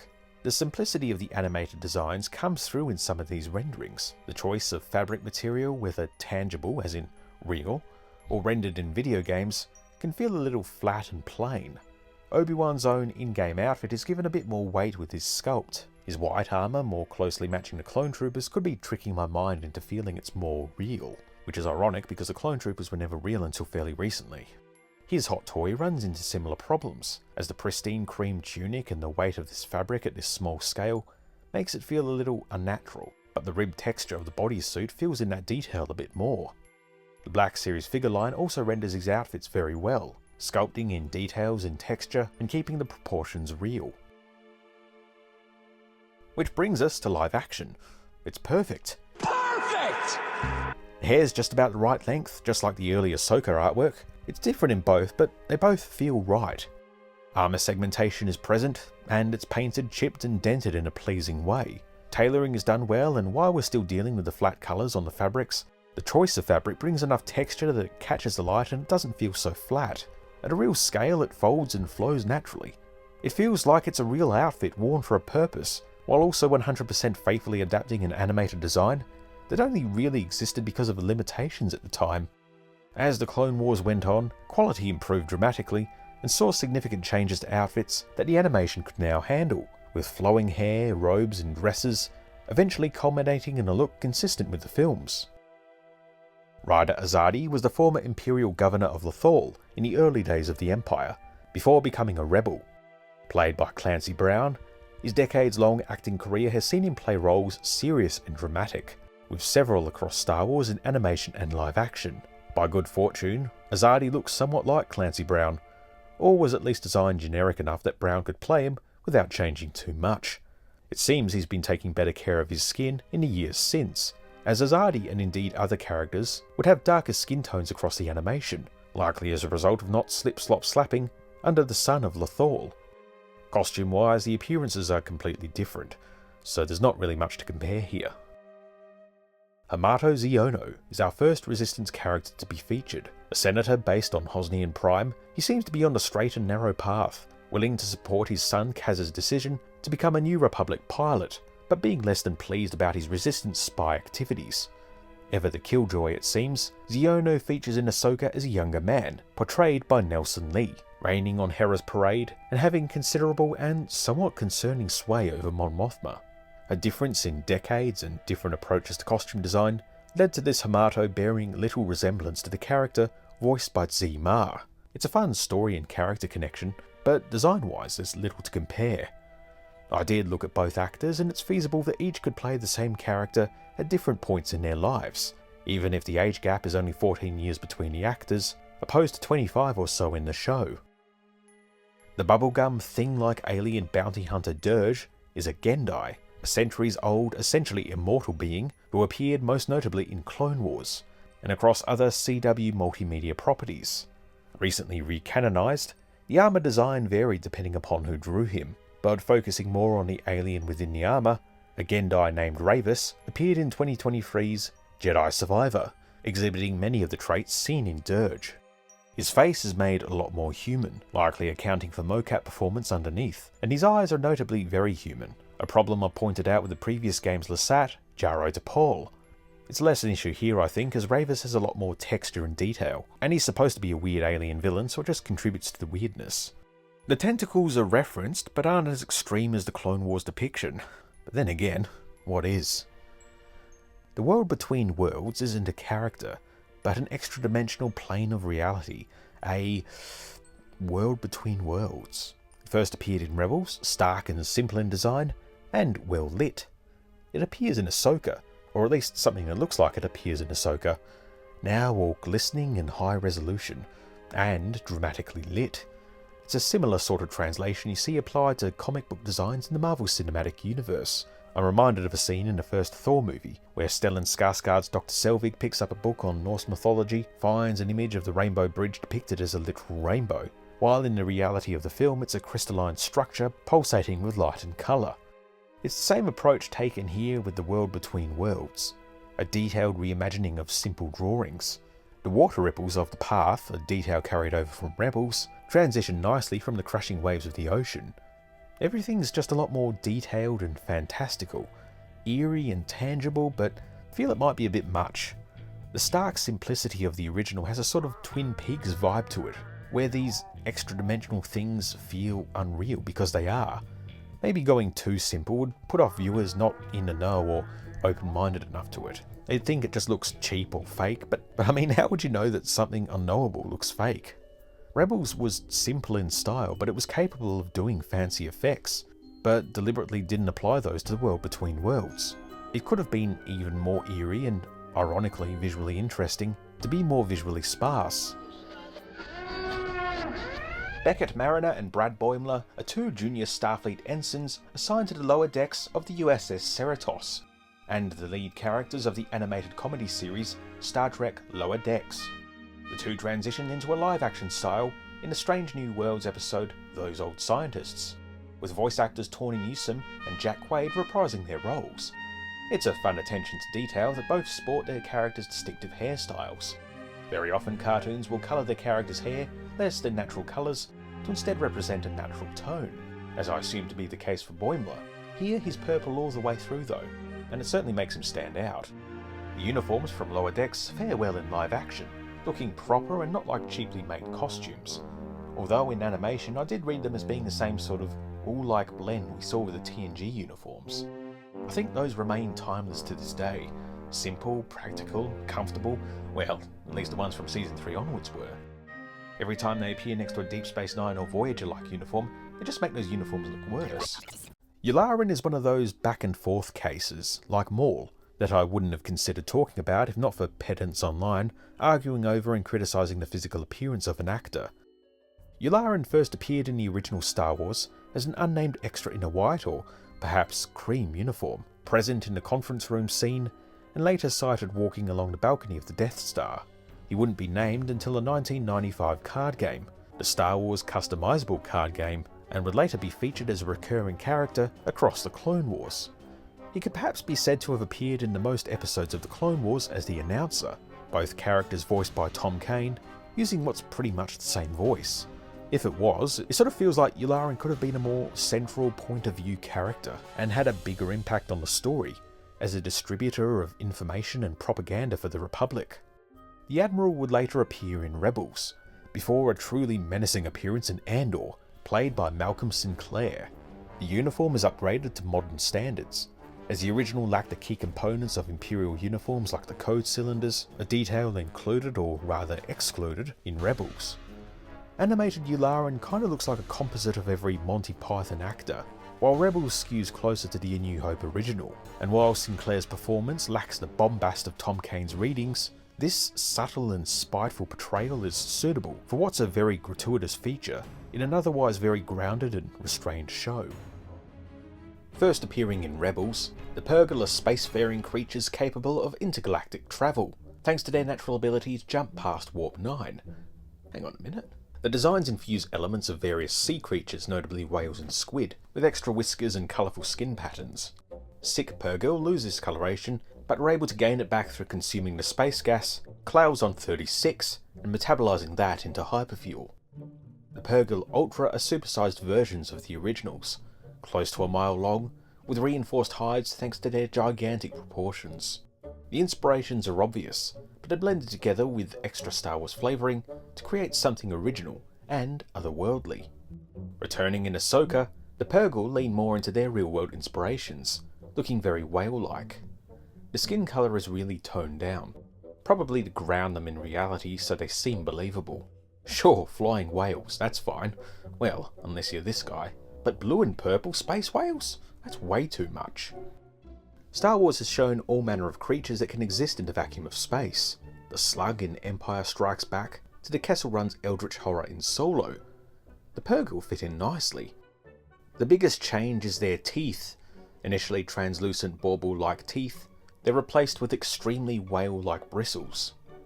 The Purge Ultra, which these are never seen to open their mouths in Rebels, but this feels like a bit of a design oversight. Or perhaps the change was made to create a more evocative image when Ahsoka and Huyang hitch a ride inside the Purge's mouth. And last, but certainly not least, come now, let's leave your wife out of this. There is no need for such impropriety among thieves. Weequay pirate Hondo Anako varies so much as a character, an enemy to an annoyance through the Clone Wars, to an enemy, annoyance and ally in Rebels. Dressed in red pirate garb with a turtle shell on his head, this animated character is a reimagining of an original trilogy background alien, performed there with pulled over masks, and more recently, more complex prosthetics. These two designs show just how dramatic their show's stylisation can be, with the horny mutton chops varying greatly in length between the two shows, and combined together for the depiction at the theme park Galaxy's Edge, which has gone on to dictate the character's appearance in other forms. Performed by costume-wearing actors and animatronics, Hondo is well realised. The Weequay face modified to more closely resemble the animated original. Prior to this appearance, Hondo appeared in portrait form as an Easter egg within Maz's castle in Battlefront 2. As you can see, there are a number of different approaches that might be taken towards adapting an animated character into live action, and everyone is going to have their own ideas about how to do it right and how to do it wrong. When adapting to a real live action medium like a TV show, film, or even cosplay, you need to take into account the practicalities of acting in it, filming it, and what method you use to represent it. However, when it comes to art, games and other realistic mediums that aren't burdened by the laws of physics and the weight of foam latex, you can go as big and bold as you like. Which adaptations are your favourites? Do you see them now in a new light, or have your own suggestions on how to change them? Either way, as long as Star Wars keeps striving to be an interconnected universe, adaptations to other styles are here to stay.